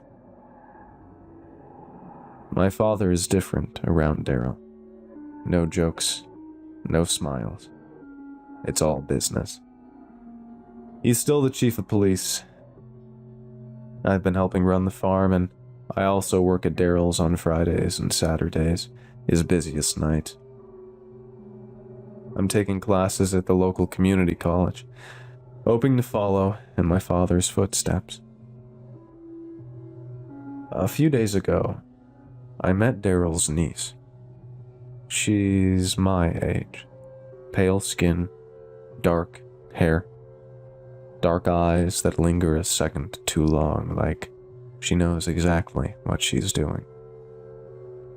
Her smile is sharp, dangerous. It feels aimed directly at me. Daryl has never liked her. Even before she arrived, he complained about the trouble she'd gotten into.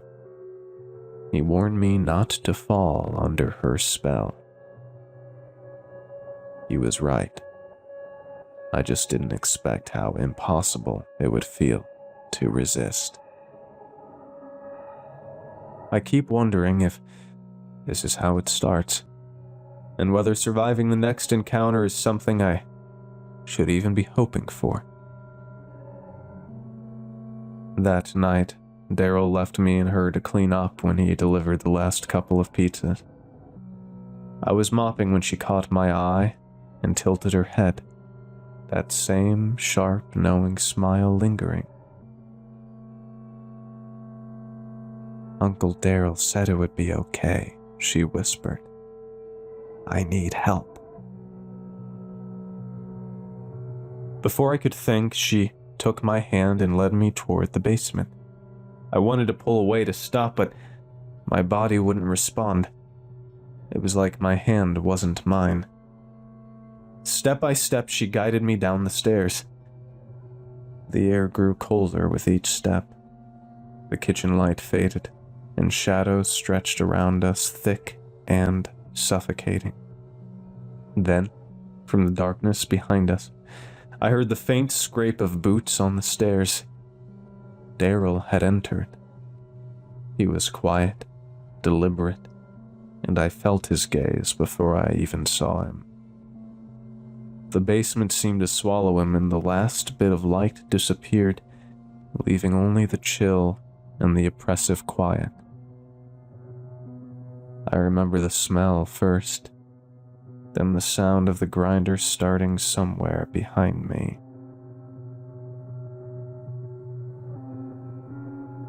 I woke up in the kitchen just before sunrise, alone, my clothes stiff with something dark and sticky. The basement door was closed. The shop was spotless. Daryl was already at the counter humming along to the radio, stirring a fresh pot of sauce. "You should go home," he said without looking at me. "You've got another shift tonight." I didn't ask him how long I'd been out or what happened. My hands were shaking so badly I could barely unlock my car. I didn't look back. I'm home now, sitting in my computer, trying to get this down while it still feels real. My clothes are in the trash. My hands still smell wrong no matter how many times I wash them. I have a few hours before I'm supposed to be back at Daryl's. I don't know if writing this will help. I don't know if anyone will believe me. I just know I don't have much time left.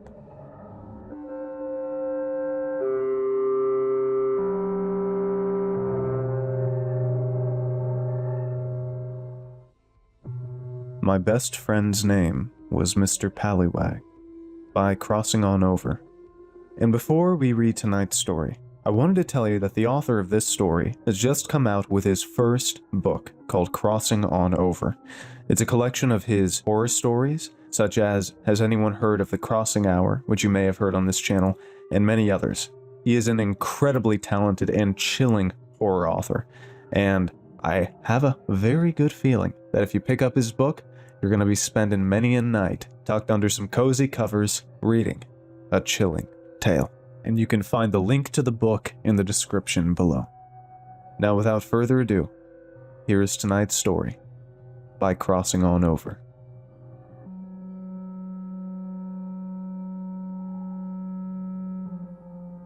Children ask a lot of questions, but they're never the right ones.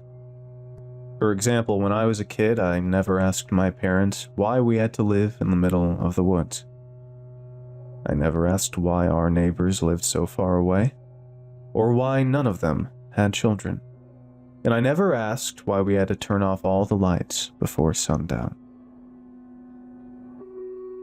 I never suspected something was off because my parents were smart about it. They treated the lights rule like it was normal, so I did too. They even made a game out of it. Every sundown, the three of us would race around the house, scrambling to see who could turn off the most light switches. What could have been a traumatic memory was transformed into whimsical fun. But you can only cheat the inevitable so many times. One night, Dad was working late, Mom lost track of time for some reason, and I was distracted by my bionicles.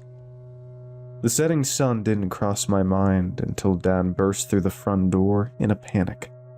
I looked up, startled by the sudden entrance, and saw the sky behind him was pitch dark. "Honey, turn off the lights!" Dad barked as he dashed to the nearest light switch. My parents scrambled through the house in a panic, but I stayed calm. Thinking about it now, their urgency should have frightened me.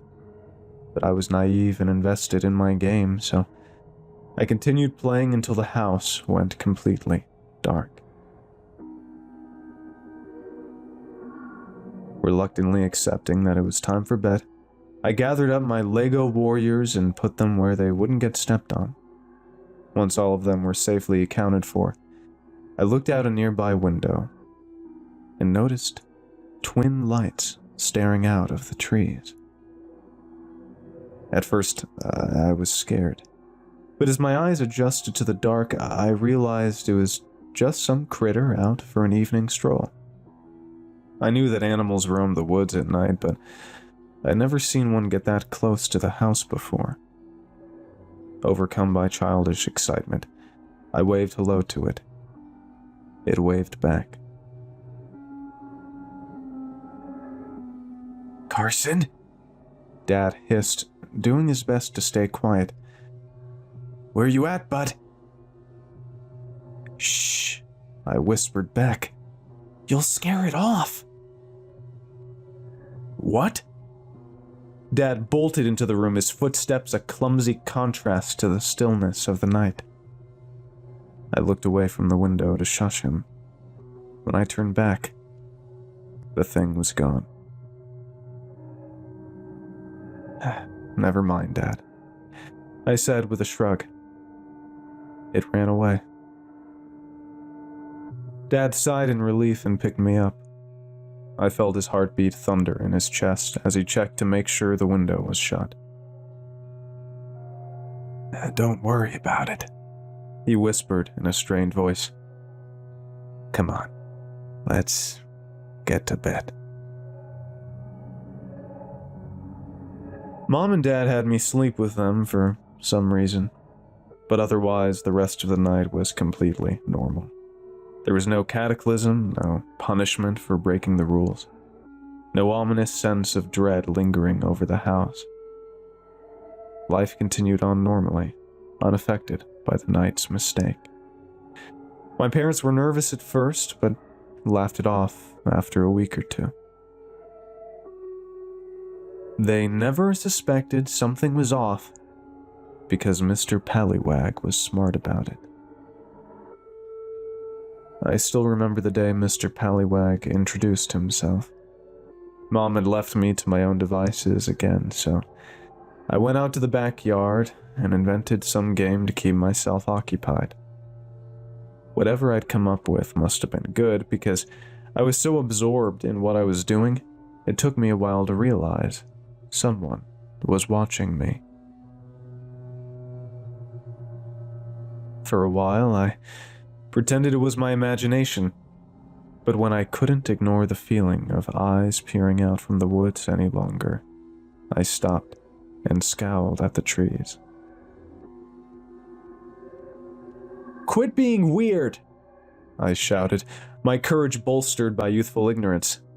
"Come on out!" In response to my demands, a large bipedal creature shuffled out from the tree line. It was covered in a shaggy coat of gray fur, and its small, dark eyes reminded me of a great white shark's. It would have been frightening if not for the pork pie hat lightly perched on top of its head. Between the hat and its spotless white gloves, it looked more like a cartoon character come to life than an animal. "Hello," the creature said with a shy, friendly wave. "Do you live here?" "Uh-huh." "Oh, good. I'm your neighbor, Mr. Pallywag. Sorry it took so long for me to introduce myself. What's your name?" "Carson." "It's a pleasure to meet you, Carson. Are your parents home?" "Mom is, so you should stay back. She doesn't like it when animals get too close to the house." Mr. Pallywag frowned, which made him look even more cartoonish. I couldn't help laughing at his expression. "I don't see what's so funny," Mr. Pallywag huffed. "I'm not an animal. I'm a respectable citizen." "I'm sorry. You made a funny face, that's all." "Oh, that's not a funny face. This is." Mr. Pallywag stuck out his tongue and bulged his eyes. It looked so goofy I nearly passed out from laughter. I laughed so loudly, Mom popped her head out of the window and asked me, "What's so funny, Carson?" Mr. Pallywag made a funny face. "Mr. Pallywag?" "Yeah, don't you see him?"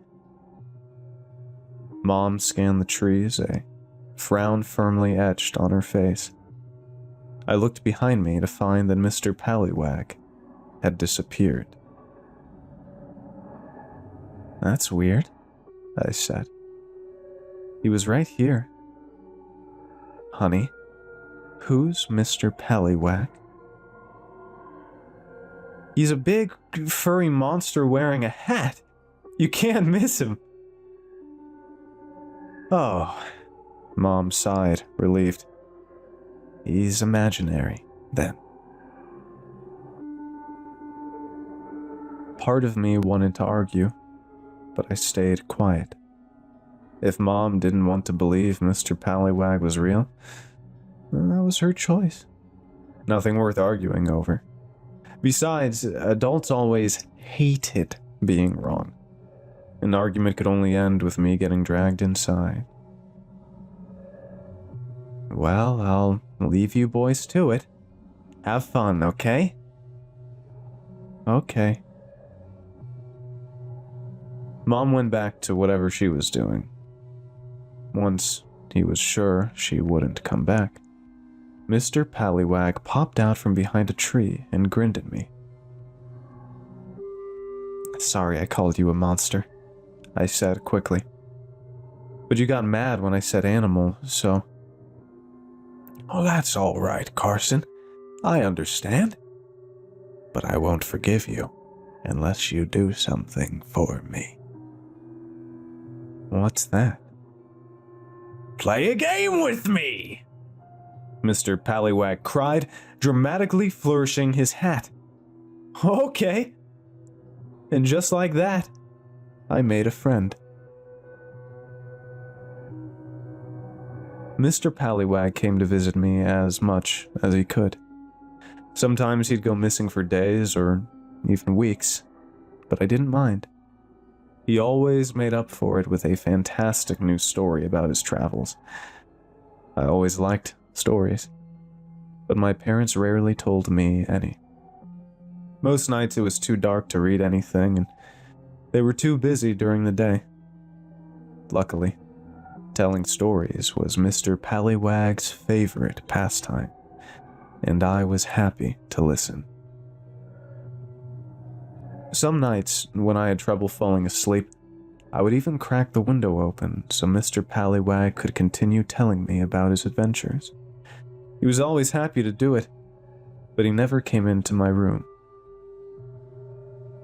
I asked him why once, but he just shook his head and said my parents wouldn't like it. That makes sense to me now, but at the time, I thought it was silly. Mom didn't mind Mr. Pallywag at all. Dad did at first, but then one night he and Mom had a fight about it. It got really intense until Mom said it was perfectly normal for a kid with no friends to make one up. That made Dad go quiet. He didn't say anything about Mr. Pallywag again. I can't blame my parents for thinking Mr. Pallywag was imaginary. He was very good at hiding. In fact, he was so good that at first I tried to make a game out of catching him. "Look, Mommy!" I'd squeal with delight. "He's behind the swing set! Oh, no, now he's behind the sandbox!" But eventually, I let him hide without calling attention to it. He was quiet as the wind and quick as a fox, and nobody could find him if he didn't want to be found. I also got the feeling something bad would happen if my parents caught him. I didn't want that to happen. He was my best friend. Most of the time, Mr. Pallywag was content to play in my backyard, but he asked me to come into the woods with him twice. The first time happened because Mom yelled at me. Before I tell this part, I want to make it clear that Mom was not abusive. That said, she wasn't exactly Mother of the Year either.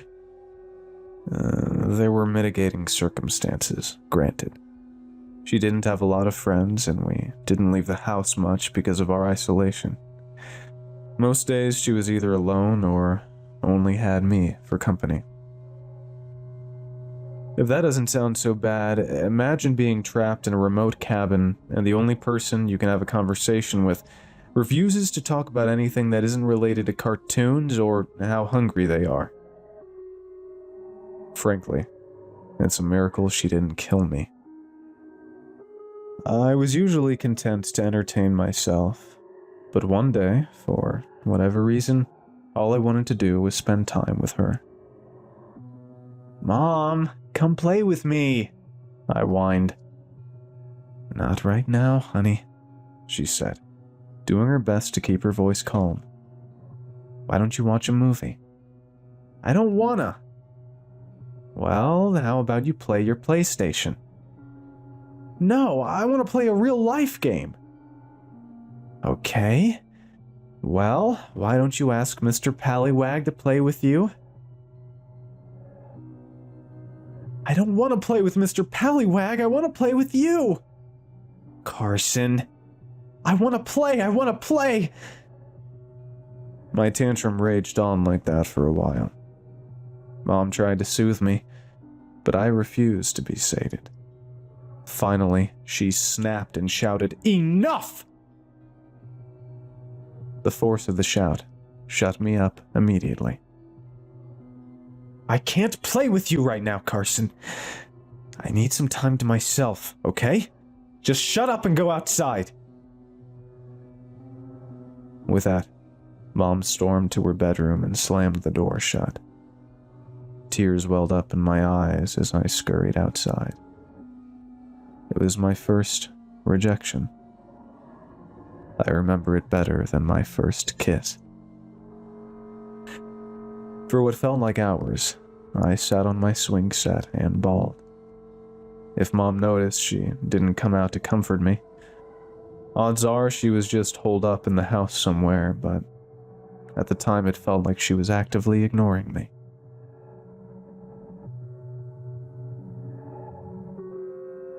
"Hey, Carson!" Mr. Pallywag's sudden appearance didn't surprise me. He'd made a habit of showing up out of nowhere. Normally, I pretended to be surprised, but I was so depressed I couldn't summon the energy for it. "Carson?" Mr. Pallywag asked. "You okay?" Mom yelled at me," I choked out between sniffles. "Oh no. Oh, come here, bud. It's okay." Mr. Pallywag opened his arms and wrapped me in a big hug. I always liked Mr. Pallywag's hugs. It was like hugging a big warm pillow. There was something else about them too, something that made you feel safe and protected. Kind of like falling asleep. "Tell you what," Mr. Pallywag said when I calmed down enough. "How about we do something special today?" "Special?"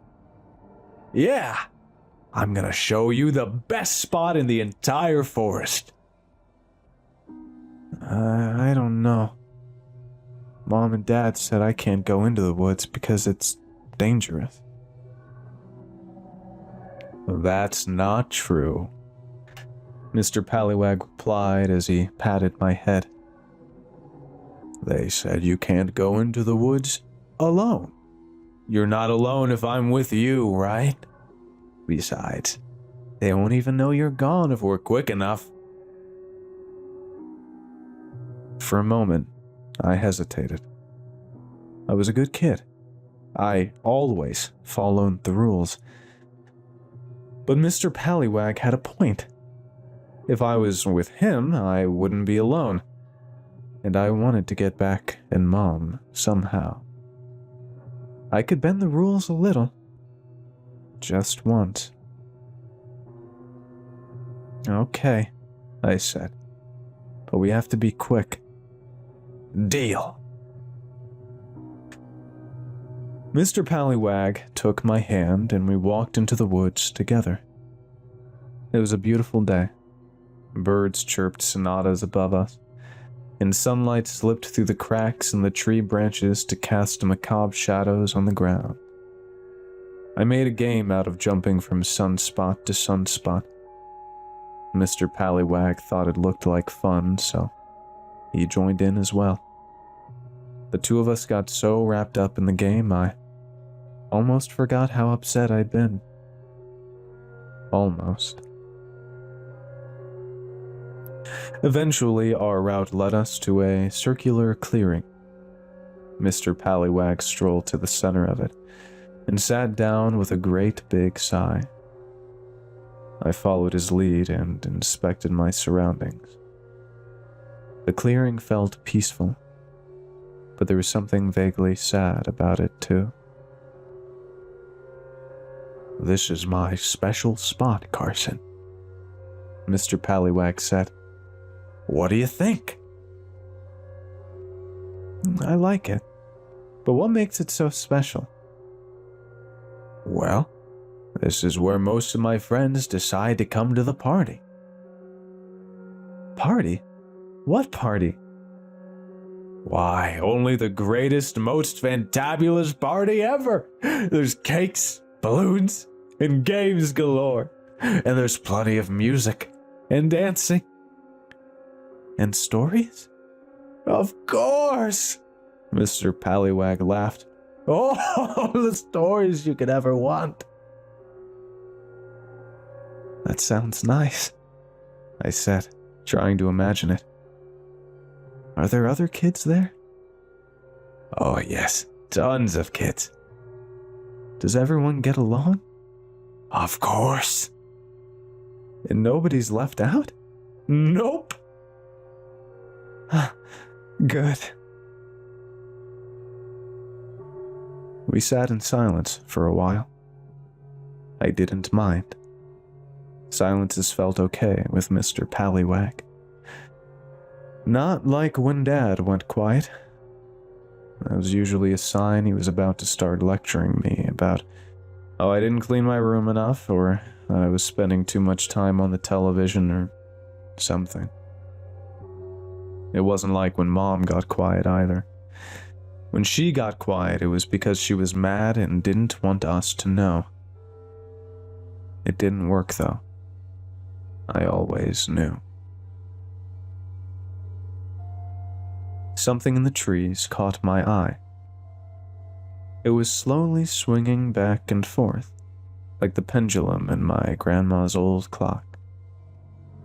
I watched it for a while, back and forth, but couldn't figure out what it was. Part of me wanted to go take a closer look, but Mr. Pallywag squeezed my shoulder before I had the chance. "Okay, Carson," he said. "It's time to go back home now." "Oh, really? Can't we go to the party instead?" Mr. Pallywag grinned. For the first time, I noticed how large his teeth were. They weren't sharp fangs or anything, they were just large. I had a sudden urge to run away, but I ignored it. "One day," Mr. Pallywag said, taking my hand. "But not just yet." "Why not?" "You're not sad enough." I wasn't sure what Mr. Pallywag meant, but I let him lead me away from the clearing without complaint.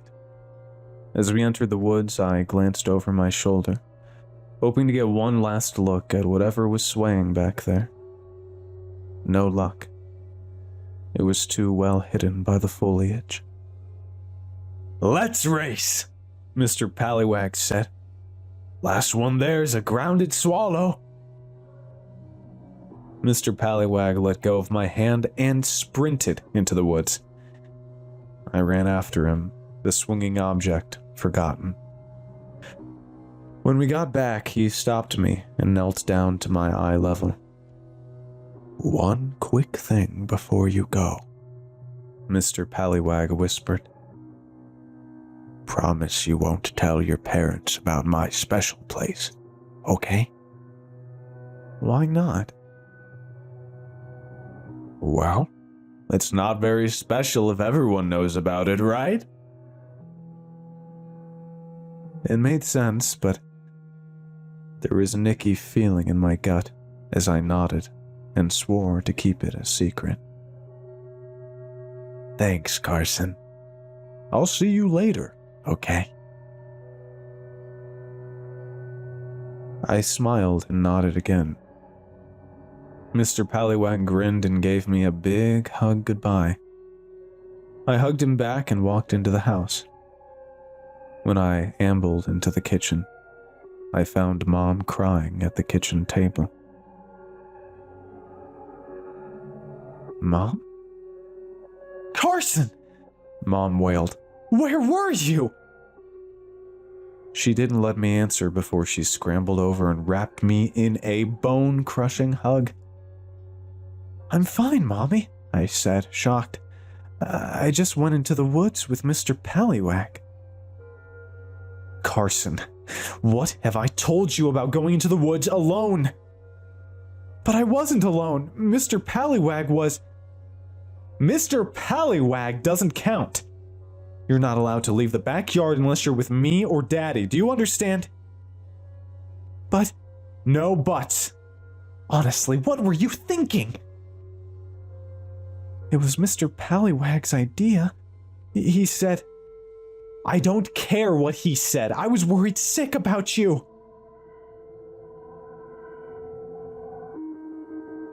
I thought about protesting more, but I didn't bother. There was no use fighting her. As promised, I didn't tell my parents about Mr. Pallywag's secret spot. I didn't tell them about the party either. Something in my gut said they wouldn't like it. At some point, I went back to school, but the only thing I remember about it is getting bullied.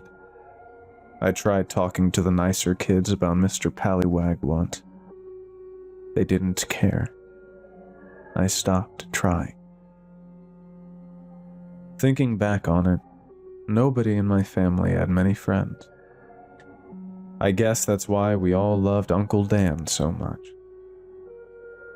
Uncle Dan was born in that backwater town and never quite managed to escape, but he didn't let it get to him. My parents liked him, and I was thrilled whenever he came over. He was no Mr. Pallywag, mind, but he was the closest anyone got. Unlike most adults, Uncle Dan took time to make sure I was feeling okay. He was a great listener, too. No matter what the topic was, he'd patiently allow me to ramble about it until I'd exhausted myself. If it was something bad, he'd offer sympathy or advice. If I was just talking about Power Rangers or my latest video game, he'd run his fingers through his thick red beard and let out a low whistle of amazement. Wow, he'd say in a tone implying I'd solved world hunger. That really is something, kiddo. Thanks for sharing. When most people said stuff like that, I knew they were only saying it to humor me. Uncle Dan was special because I believed him. One time, I asked Uncle Dan why he liked talking to me so much. He got real serious and said it reminded him of spending time with his daughter. I asked if I could meet her sometime. He got real quiet and shook his head. I didn't ask about her again. For some reason, the one thing I didn't tell Uncle Dan about was Mr. Pallywag. In fact, he might never have known if I hadn't shown him my drawing. It was just a crayon scribble of Mr. Pallywag waving hello. But I'd gotten the hat just right, and I was proud of my work.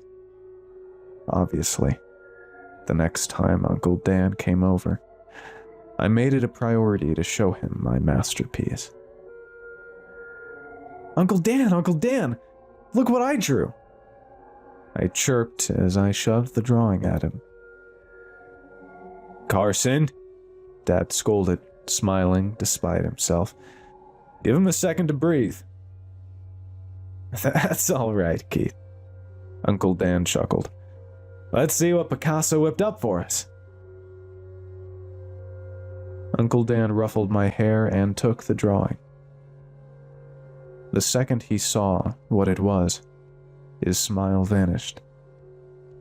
I waited for him to say something, suddenly self-conscious. He was quiet for so long, I looked to Dad for reassurance. He looked just as confused as I was. Uncle Dan? I asked. It's great, Carson. Uncle Dan replied, his hands and voice shaking. Great job.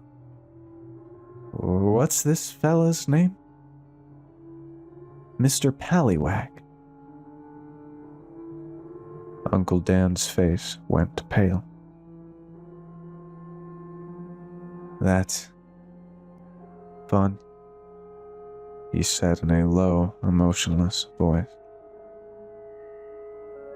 Carson, would you excuse us for a moment? There's something I need to talk to your dad about. Okay. Unnerved, I left the room. I'd never seen an adult act like that before. I knew I shouldn't have eavesdropped, but I was so worried about Uncle Dan, I stopped by the doorway to listen in. Jesus, Dan, what's wrong? You look pale. How long has Carson been talking about this thing? I'm sorry. Mr. Pallywag, how long? Oh, right, a couple of months, I think. Months? Uncle Dan yelled. Yeah, the kid's got an imaginary friend, so what? Have you been leaving the lights on? No, of course not. Well, okay, we did once, but that was... Fuck!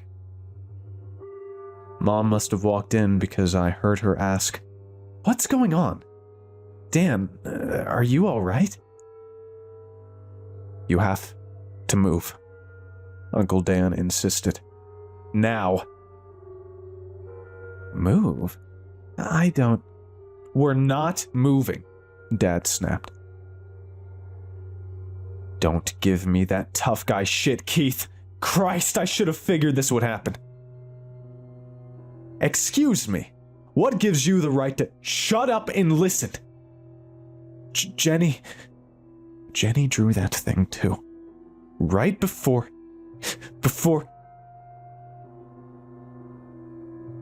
The house went deathly quiet. I could just barely hear Uncle Dan quietly sobbing. It made me uncomfortable, so I slunk off to my room. I didn't come out until Mom called me for dinner. As I sat down at the table, I looked over to Uncle Dan. It was like nothing had happened. He even shot me a cheerful thumbs up. Sorry for the scare, kiddo, he said. I remembered something really important. Boring, grown-up stuff, nothing you need to worry about. I nodded and pretended everything was fine. Uncle Dan was doing a good job acting normal, but my parents couldn't keep up the facade. Little things gave them away. They'd laugh a little too long at Uncle Dan's jokes, or they'd shoot me a worried glance when they thought I wasn't looking. The second Uncle Dan left, my folks turned out the light. "Carson, why don't you go get ready for bed?" Mom asked. "But it isn't even dark yet." "I know, but your dad wants to read you a story." "Really?" "Yes, really." I dashed to the bathroom and got ready for bed in record time. When I was done, I jumped into bed, and Dad walked in with a beat-up old book.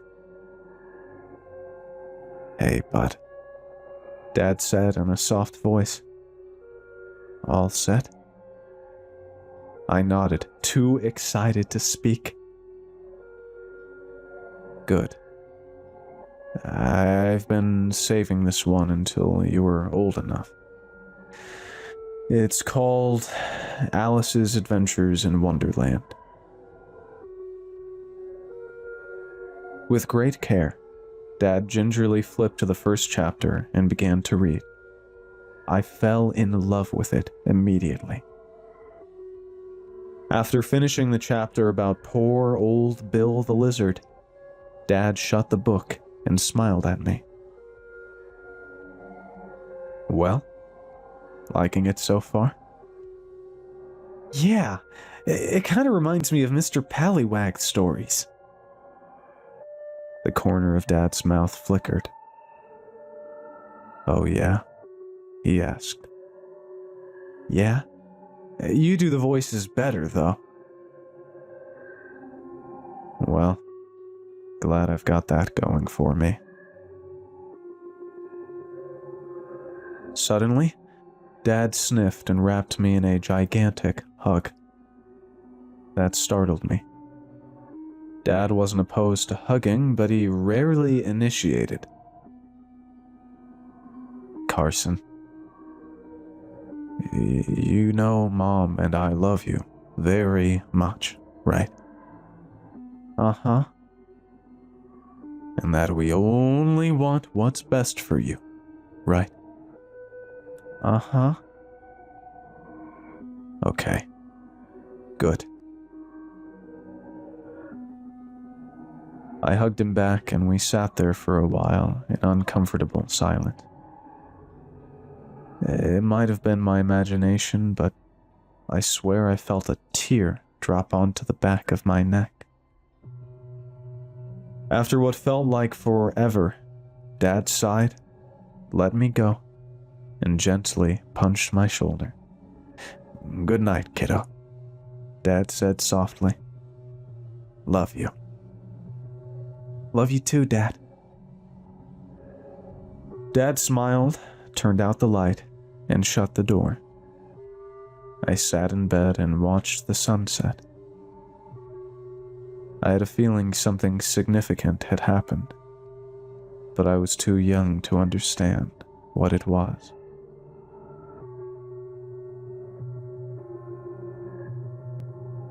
My parents were different after that night.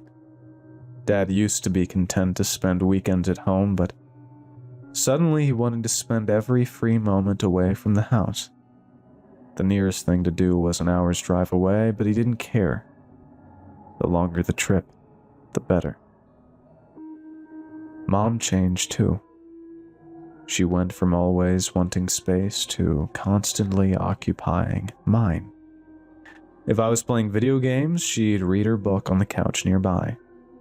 If I was making something with my Lego set, she would develop a keen interest in the construction effort. If I vaguely stated I was interested in something, she'd help me become the world's expert in it. Because of my parents' sudden interest in my affairs, I didn't see Mr. Pallywag for weeks. They never officially told me to stop talking about him, but I could tell they didn't like him anymore. Whenever I mentioned wanting to play in the backyard, they always found some excuse to keep me inside the house. Then, one night, my parents sat me down to talk. Neither bothered hiding the relieved expressions on their faces. Great news, buddy, Dad said. I got a new job. We're going to be moving soon. Really? Yep. We're going to the city, far away from these boring old woods. What about Mr. Pallywag? Well, Mr. Pallywag is staying here, Mom replied, shooting my dad an unreadable glance. What? Why can't he come with us? He just can't, Dad said forcefully. I mean, the forest is his home, right? It wouldn't be fair to make him move out too. If he can't come, I don't want to leave. Carson. No! Despite my parents' best efforts, I bawled for hours. No matter what they tried, I refused to be comforted. I loved my parents, and Uncle Dan, sure, but they were family. Mr. Pallywag was my only friend. I was inconsolable until I remembered Mr. Pallywag's party. Somehow, my childish logic determined that the party was the solution to all my problems. If I could just figure out how to get there, everything would be all right. I wouldn't have to move. I wouldn't have to leave Mr. Pallywag behind. I wouldn't have to feel alone. My feelings about the move didn't deter my parents' plans. Within a week, they had all of our stuff packed and ready to go. I tried my hardest to see Mr. Pallywag, but Mom and Dad refused to leave my side. It was looking like I'd never get to go to the party. Then, when I'd finally given up hope, I stumbled into my opening. The day before the move, Dad was trying yet again to sell me on our new home. You're going to love it, bud, he said. There are lots of other kids in the neighborhood. I didn't reply. The phone rang. Dad ignored it. I faintly heard Mom answer it in the other room. I bet you'll make tons of new friends, he said. No, I won't. They'll be mean to me. Oh, you don't know that. Yeah, I do. Honey? Mom called. It's the mill. Something about paperwork? Dad swore under his breath and dashed out of the room. I stayed behind and scanned the room, bored. That's when I saw the unguarded back door. I knew I wouldn't get another chance. I crept to the door and opened it as quietly as I could. After making sure my parents weren't coming, I scanned the trees for any signs of life. Mr. Pallywag? I whispered. Mr. Pallywag, are you there? Shh! Over here, Carson. Quick! Without thinking, I bolted into the woods.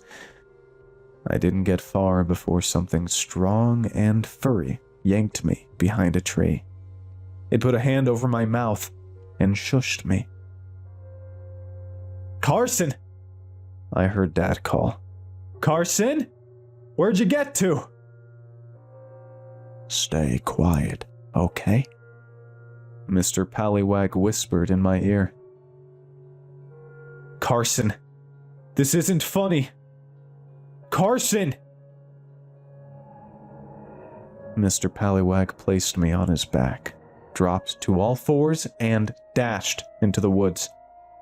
I gasped and held on tightly to his neck. I'd never seen Mr. Pallywag run that fast before.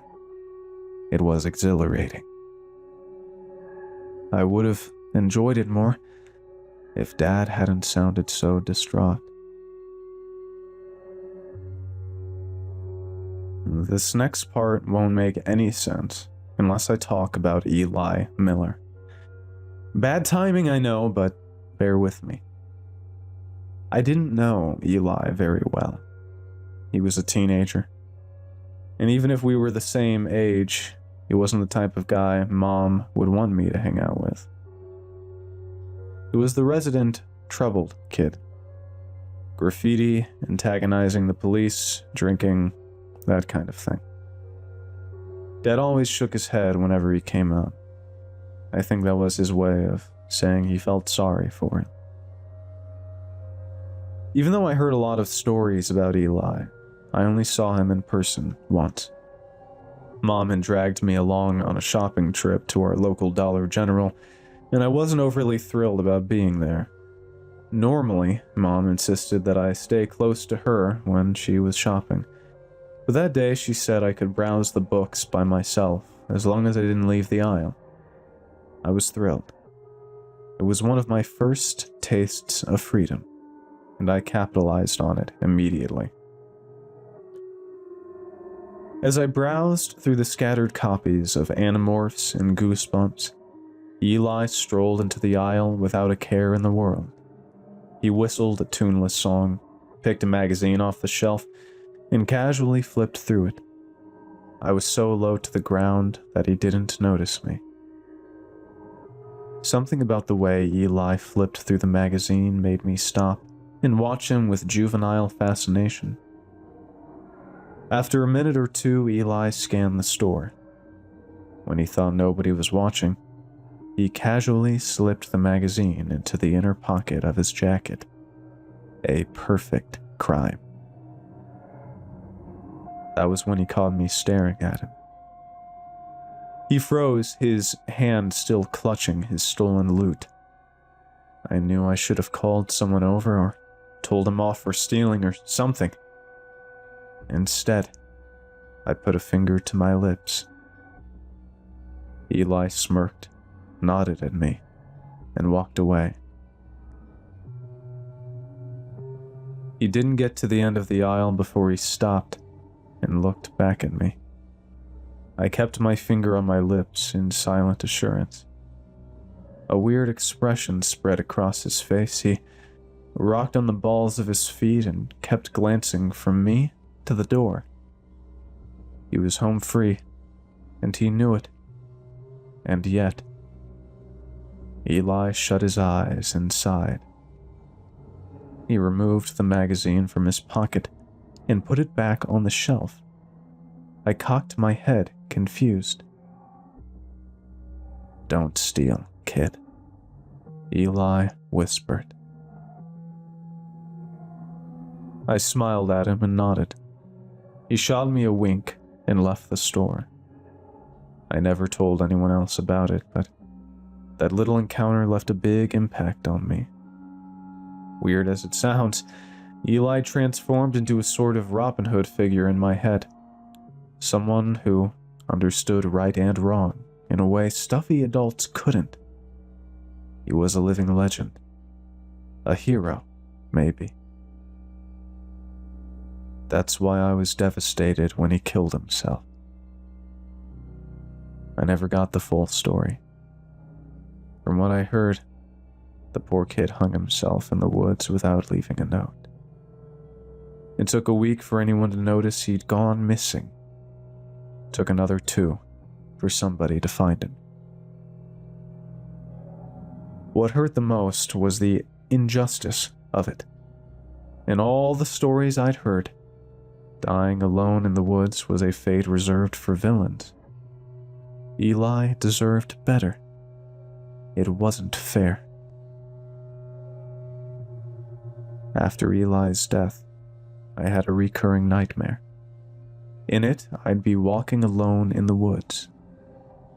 I could feel something watching me, but I couldn't see it because it was hidden by the trees.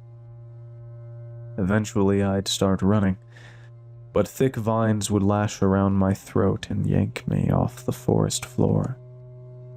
The vines would lift me off the ground by the neck, higher and higher, and the higher I got, the harder it was to breathe and I would choke and choke and choke until I finally woke up, panicking and screaming. I still have that nightmare sometimes.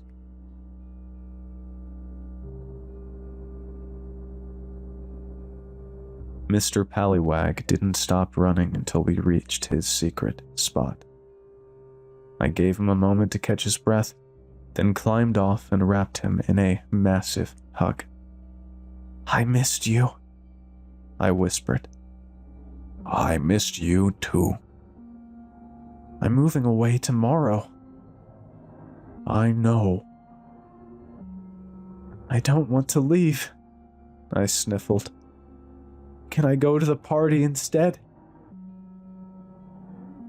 There was a brief pause. Oh, I don't know," Mr. Pallywag said with calculated indifference. "I'm sure you'd have much more fun living in your fancy new house in the city." "No, Mr. Pallywag, I don't want to move. I want to stay here with you." More than anything? I nodded. More than anything in the whole wide world? I nodded again and looked up to see Mr. Pallywag's expression. He was grinning, and there was a triumphant expression in his dark eyes. "Well, if you're absolutely sure," he said, "I guess I can arrange it. But there's a few things we have to do first." "Like what?" Mr. Pallywag pulled off his hat and rummaged around inside it. "Let me see. It's around here somewhere. Ah, there it is." With solemn dignity, Mr. Pallywag pulled a long, thick rope out of his hat.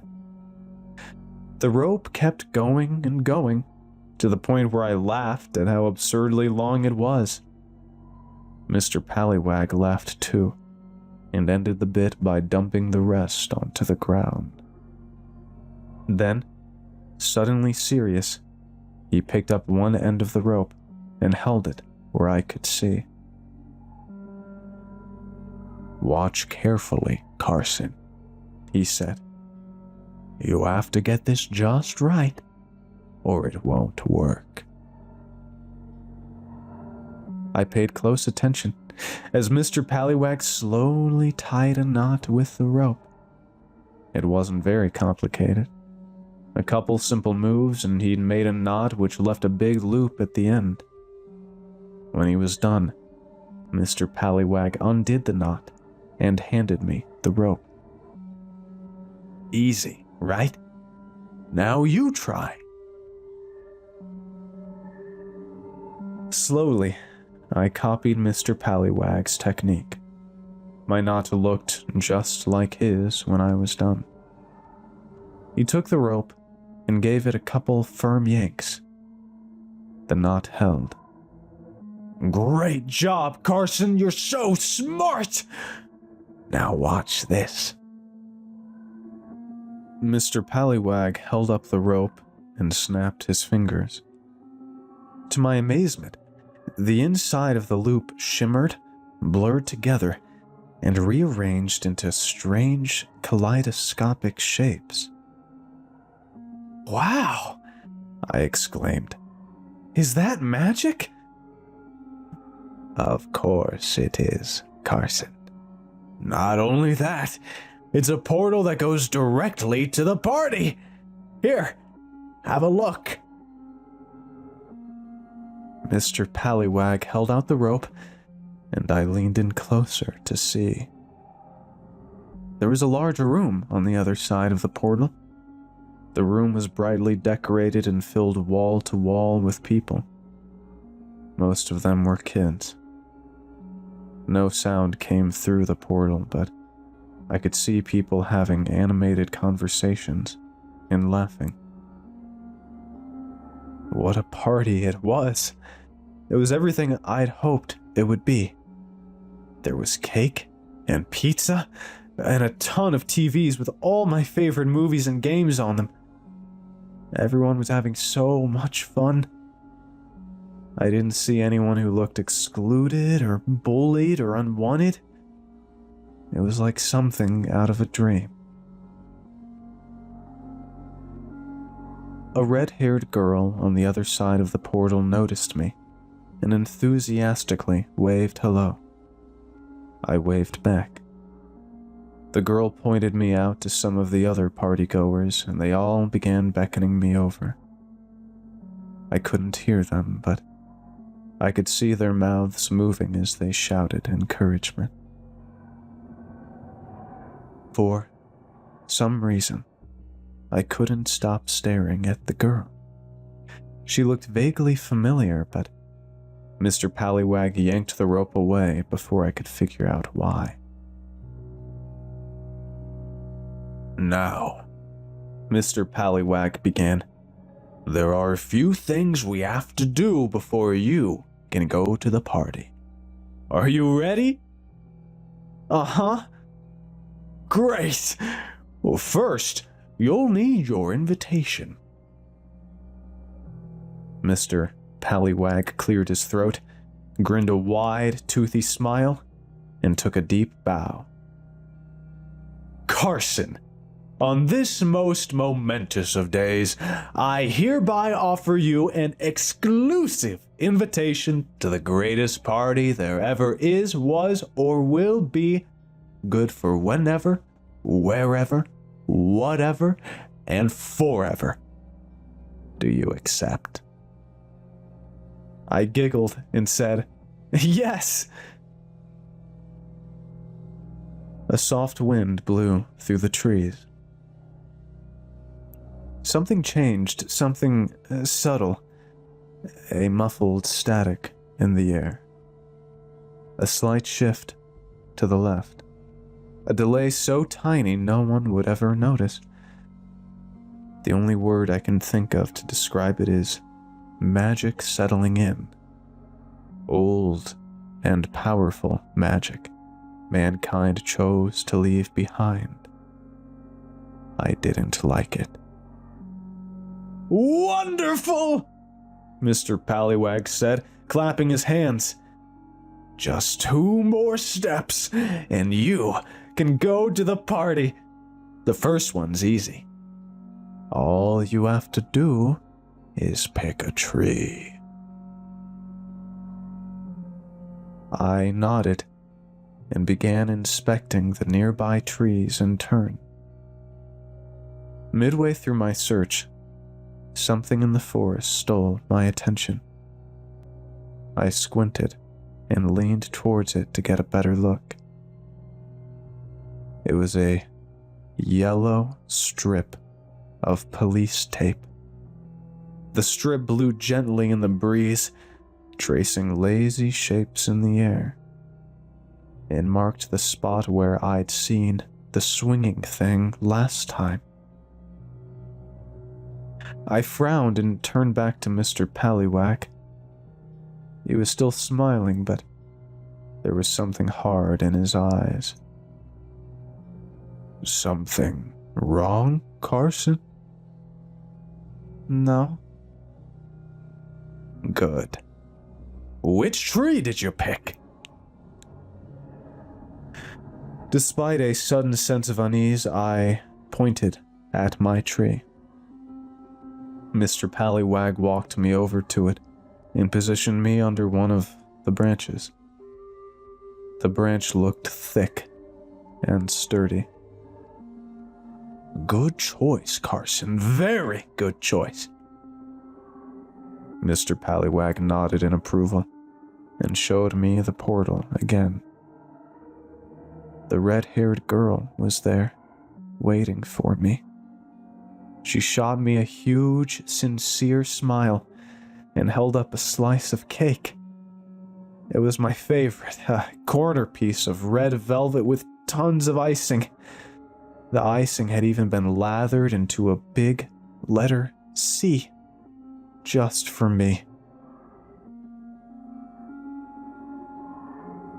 "Hey, Mr. Pallywag?" I said, unable to contain my curiosity. "Who's that girl?" "Oh, that's Jenny. She's a very good friend of mine. Do you two know each other?"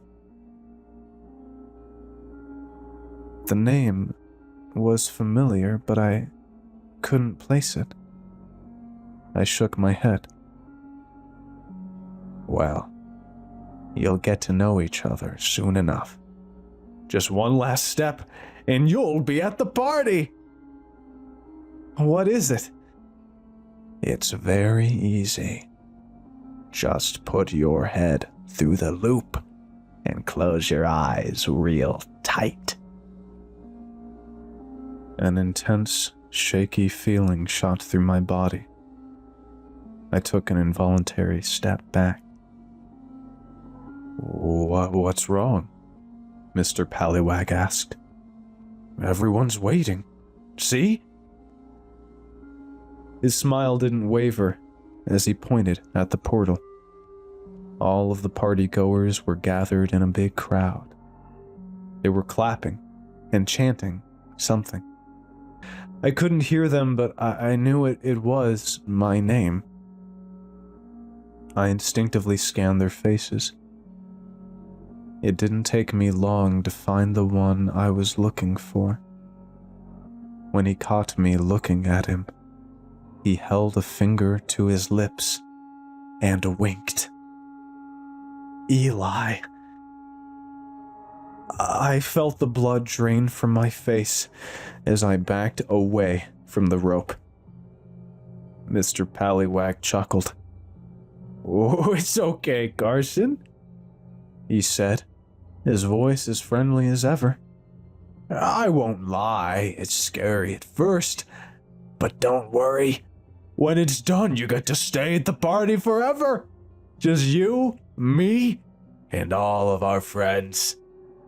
Doesn't that sound fun?" Mr. Pallywag's grin widened.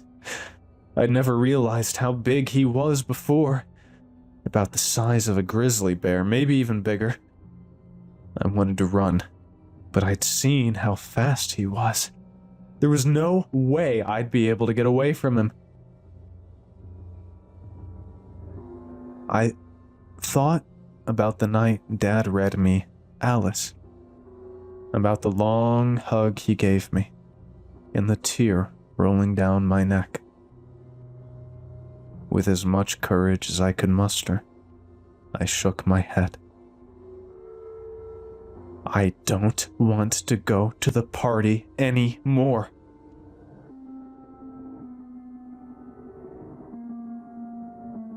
Don't be silly, Carson. Everyone wants to go to the party. I don't. Carson. I shook my head again. Mr. Pallywag stopped smiling. Did you know I can see the future, Carson? He asked in a low growl. I saw yours the moment I met you. Want to know what I saw? No. Oh, it's so awful, it makes me want to cry, he said, his mouth contorting into a massive frown. You're always a little bit different. A little bit off. People don't notice it at first, but they always find out, and when they do, they abandon you. Shut up! You're lying! No, I'm not. Mr. Pallywag droned, an annoyed teacher lecturing his student. You're going to end up all alone, Carson. No lovers, no friends. Eventually, you won't even have a family. No mommy, or daddy, or Uncle Dan. Nothing but a slow, depressing slide into endless misery. Shut up! Shut up! Shut up! Don't fight it, Carson. You already know I'm right. Something rustled in the woods. Dad's panicked voice echoed out soon after. Carson? Carson, where are you? The corner of Mr. Pallywag's mouth flickered. I started to yell, but Mr. Pallywag was on me in a flash. I closed my eyes and waited for the rope to close around my neck. To my surprise, Mr. Pallywag just clasped his hand over my mouth. When I opened my eyes, he was grinning at me again. You already accepted the invitation, he said. Just follow the steps when you change your mind. I nodded, too afraid to do anything else. Mr. Pallywag chuckled, uncovered my mouth, and walked away. Goodbye, Carson, and see you soon. In the blink of an eye, Mr. Pallywag was gone. Dad burst out of the trees moments later. When he saw me, he nearly bowled me over and wrapped me in a hug so tight I thought my spine would snap. Thank God, Dad kept whispering. Thank you, God, thank you. I didn't say anything. Dad took me home. Mom held me close. And none of us ever discussed the incident again. We were too relieved to jinx the miracle. The move went as planned. I never went back to those woods again. I did my best to move on, tried to make friends, even attempted dating a few times. But so far, Mr. Pallywag's been right. Nobody stays. My parents are still alive, but we don't talk much anymore. Uncle Dan's dead. I talk to my coworkers a little, but I'm basically alone. Sometimes, on really bad nights, I pull out some rope and tie that special knot. I let the loop shimmer, peek through the portal, and watch the party. More people join every year. Jenny and Eli are still there. They haven't aged a day. They look happy. Mr. Pallywag is there too, of course. He always knows when I'm watching. He stops what he's doing, looks me in the eye, and waves at me. I wave back. When he knows he has my full attention, he claps his hands and leads his guests in a mad dance. He whirls among them, hat in hand, dancing and singing and laughing. The party guests follow along, delirious with glee. I've tried to find a flaw with the party, an ulterior motive, or a sign that it's part of some sinister master plan. The problem is, it's perfect. Nobody disappears. Nobody's in pain. There's nothing there but fun and games and acceptance and love. And though it's hard, I don't want to give up.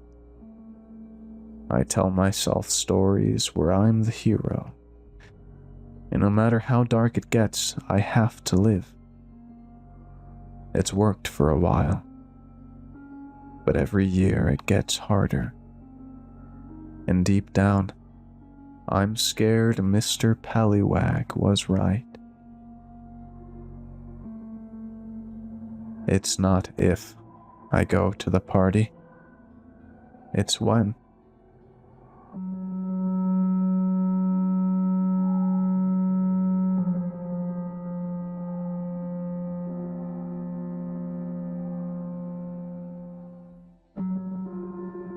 I kept finding the same sticker in library books. The reason was horrifying. By Twisted Urban Tale.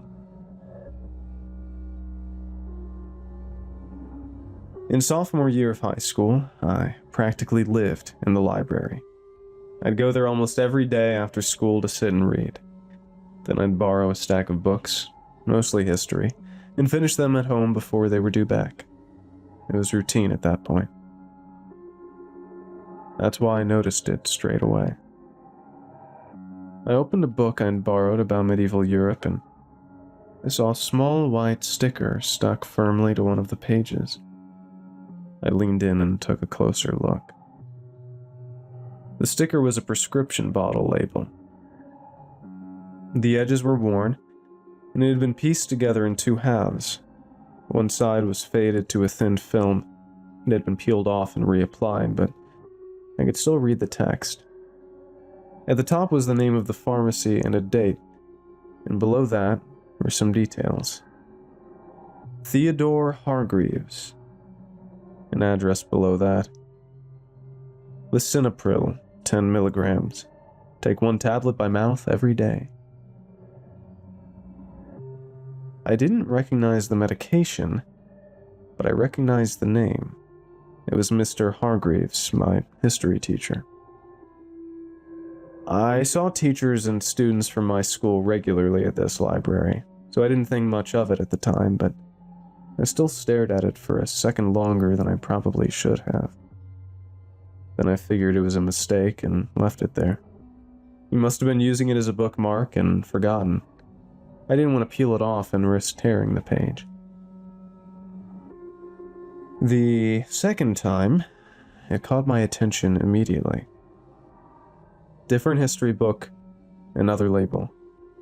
Same name, address, and medication. This time it was stuck deeper into the book on one of the middle pages. I flipped back a few pages, then forward. Nothing else. Just that one sticker. I remember thinking it was a strange thing to use as a bookmark. By the 4th or 5th time, it stopped feeling like a coincidence. Always the same sticker with his name, stuck on a random page. I went to the library one morning to return a book, well before I normally go after school, and saw him there. He was exactly the same as he was in class, friendly and relaxed. "Good to see you reading," he said with a smile. I greeted him and we made some small talk. I almost mentioned seeing the labels, but then I stopped myself. Something made me feel like I wasn't supposed to.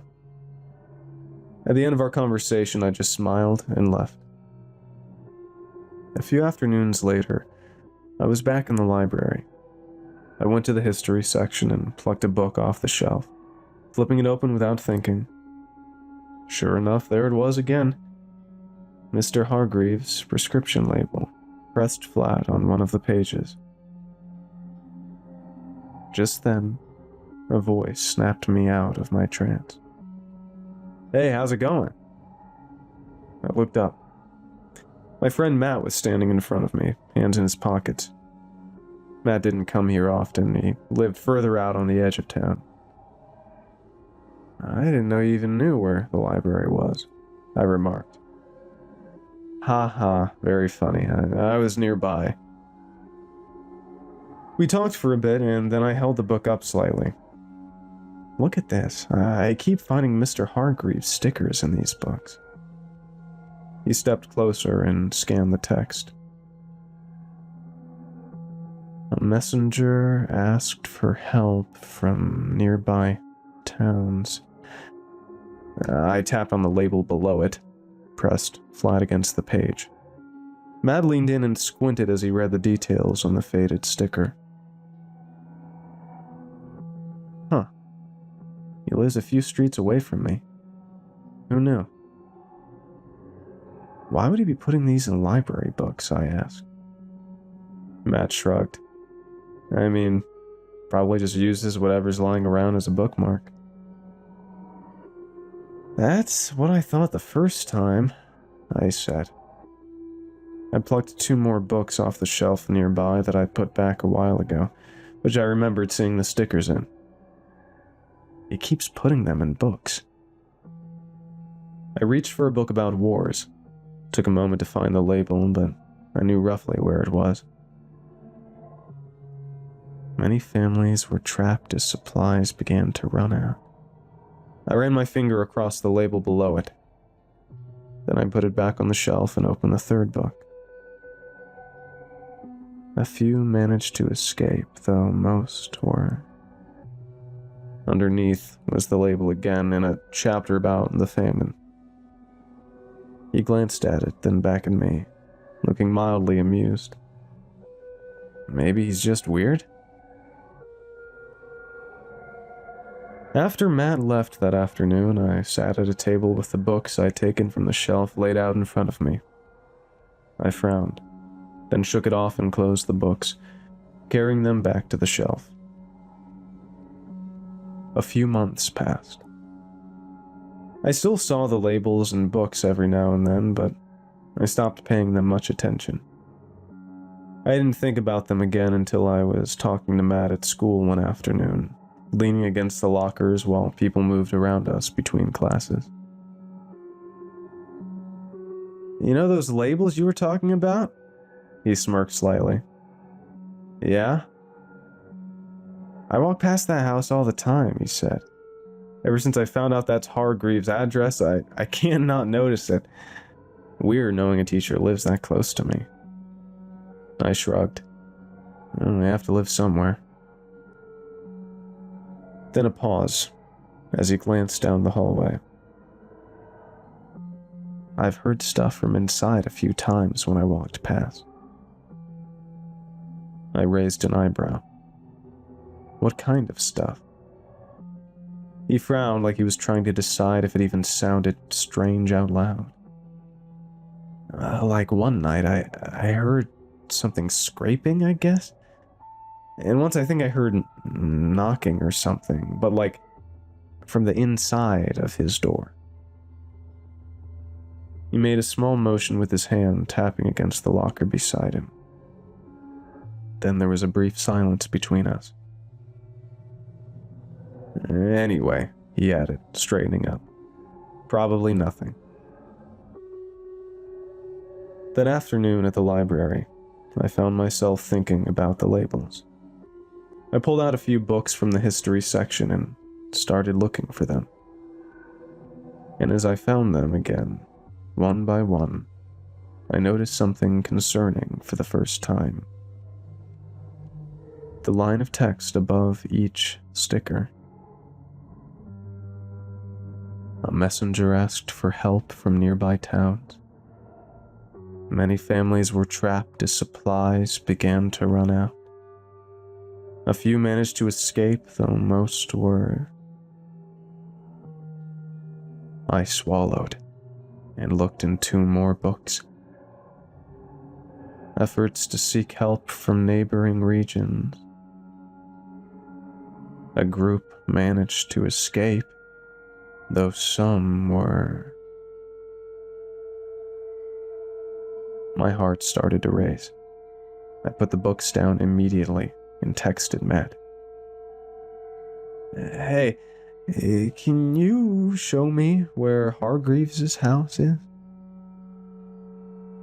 By the time we got there, it was just starting to get dark. The street was quiet, with a few distant figures occasionally walking past under the streetlights.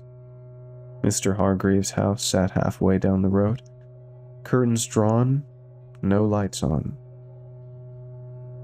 The same address shown on the prescription labels, stuck in the books. Matt slowed beside me, hands in his pockets as he glanced at it. Looks the same as it always does, he shrugged. What did you think you'd find? I didn't respond. I couldn't stop staring at it. We should probably go, he added with a sigh, before he sees teenagers from his school just standing outside his house. That's gonna be hard to explain. I nodded slowly. Yeah, you're right. We turned and started walking back the way we came. We'd barely made it a few steps when Matt stopped. I almost walked into him. What? I asked. He didn't answer straight away, just tilted his head slightly, listening. Then I heard it too. A dull, hollow sound. Knock. Then again. Knock, knock. My heart started racing as Matt turned back toward the house. That's it, he said quietly. That's what I was talking about. We both stood there for a second, then walked back towards the house. The front porch creaked slightly as we stepped onto it. The sound came again louder now, from somewhere just beyond the front window. The curtains were drawn, but not fully. There was a small gap where the fabric didn't quite meet. Matt leaned in slightly. That's weird, he murmured. I don't remember that. He pointed, and I followed his gaze. Behind the curtain, barely visible in the darkness, were wooden boards running horizontally across the window.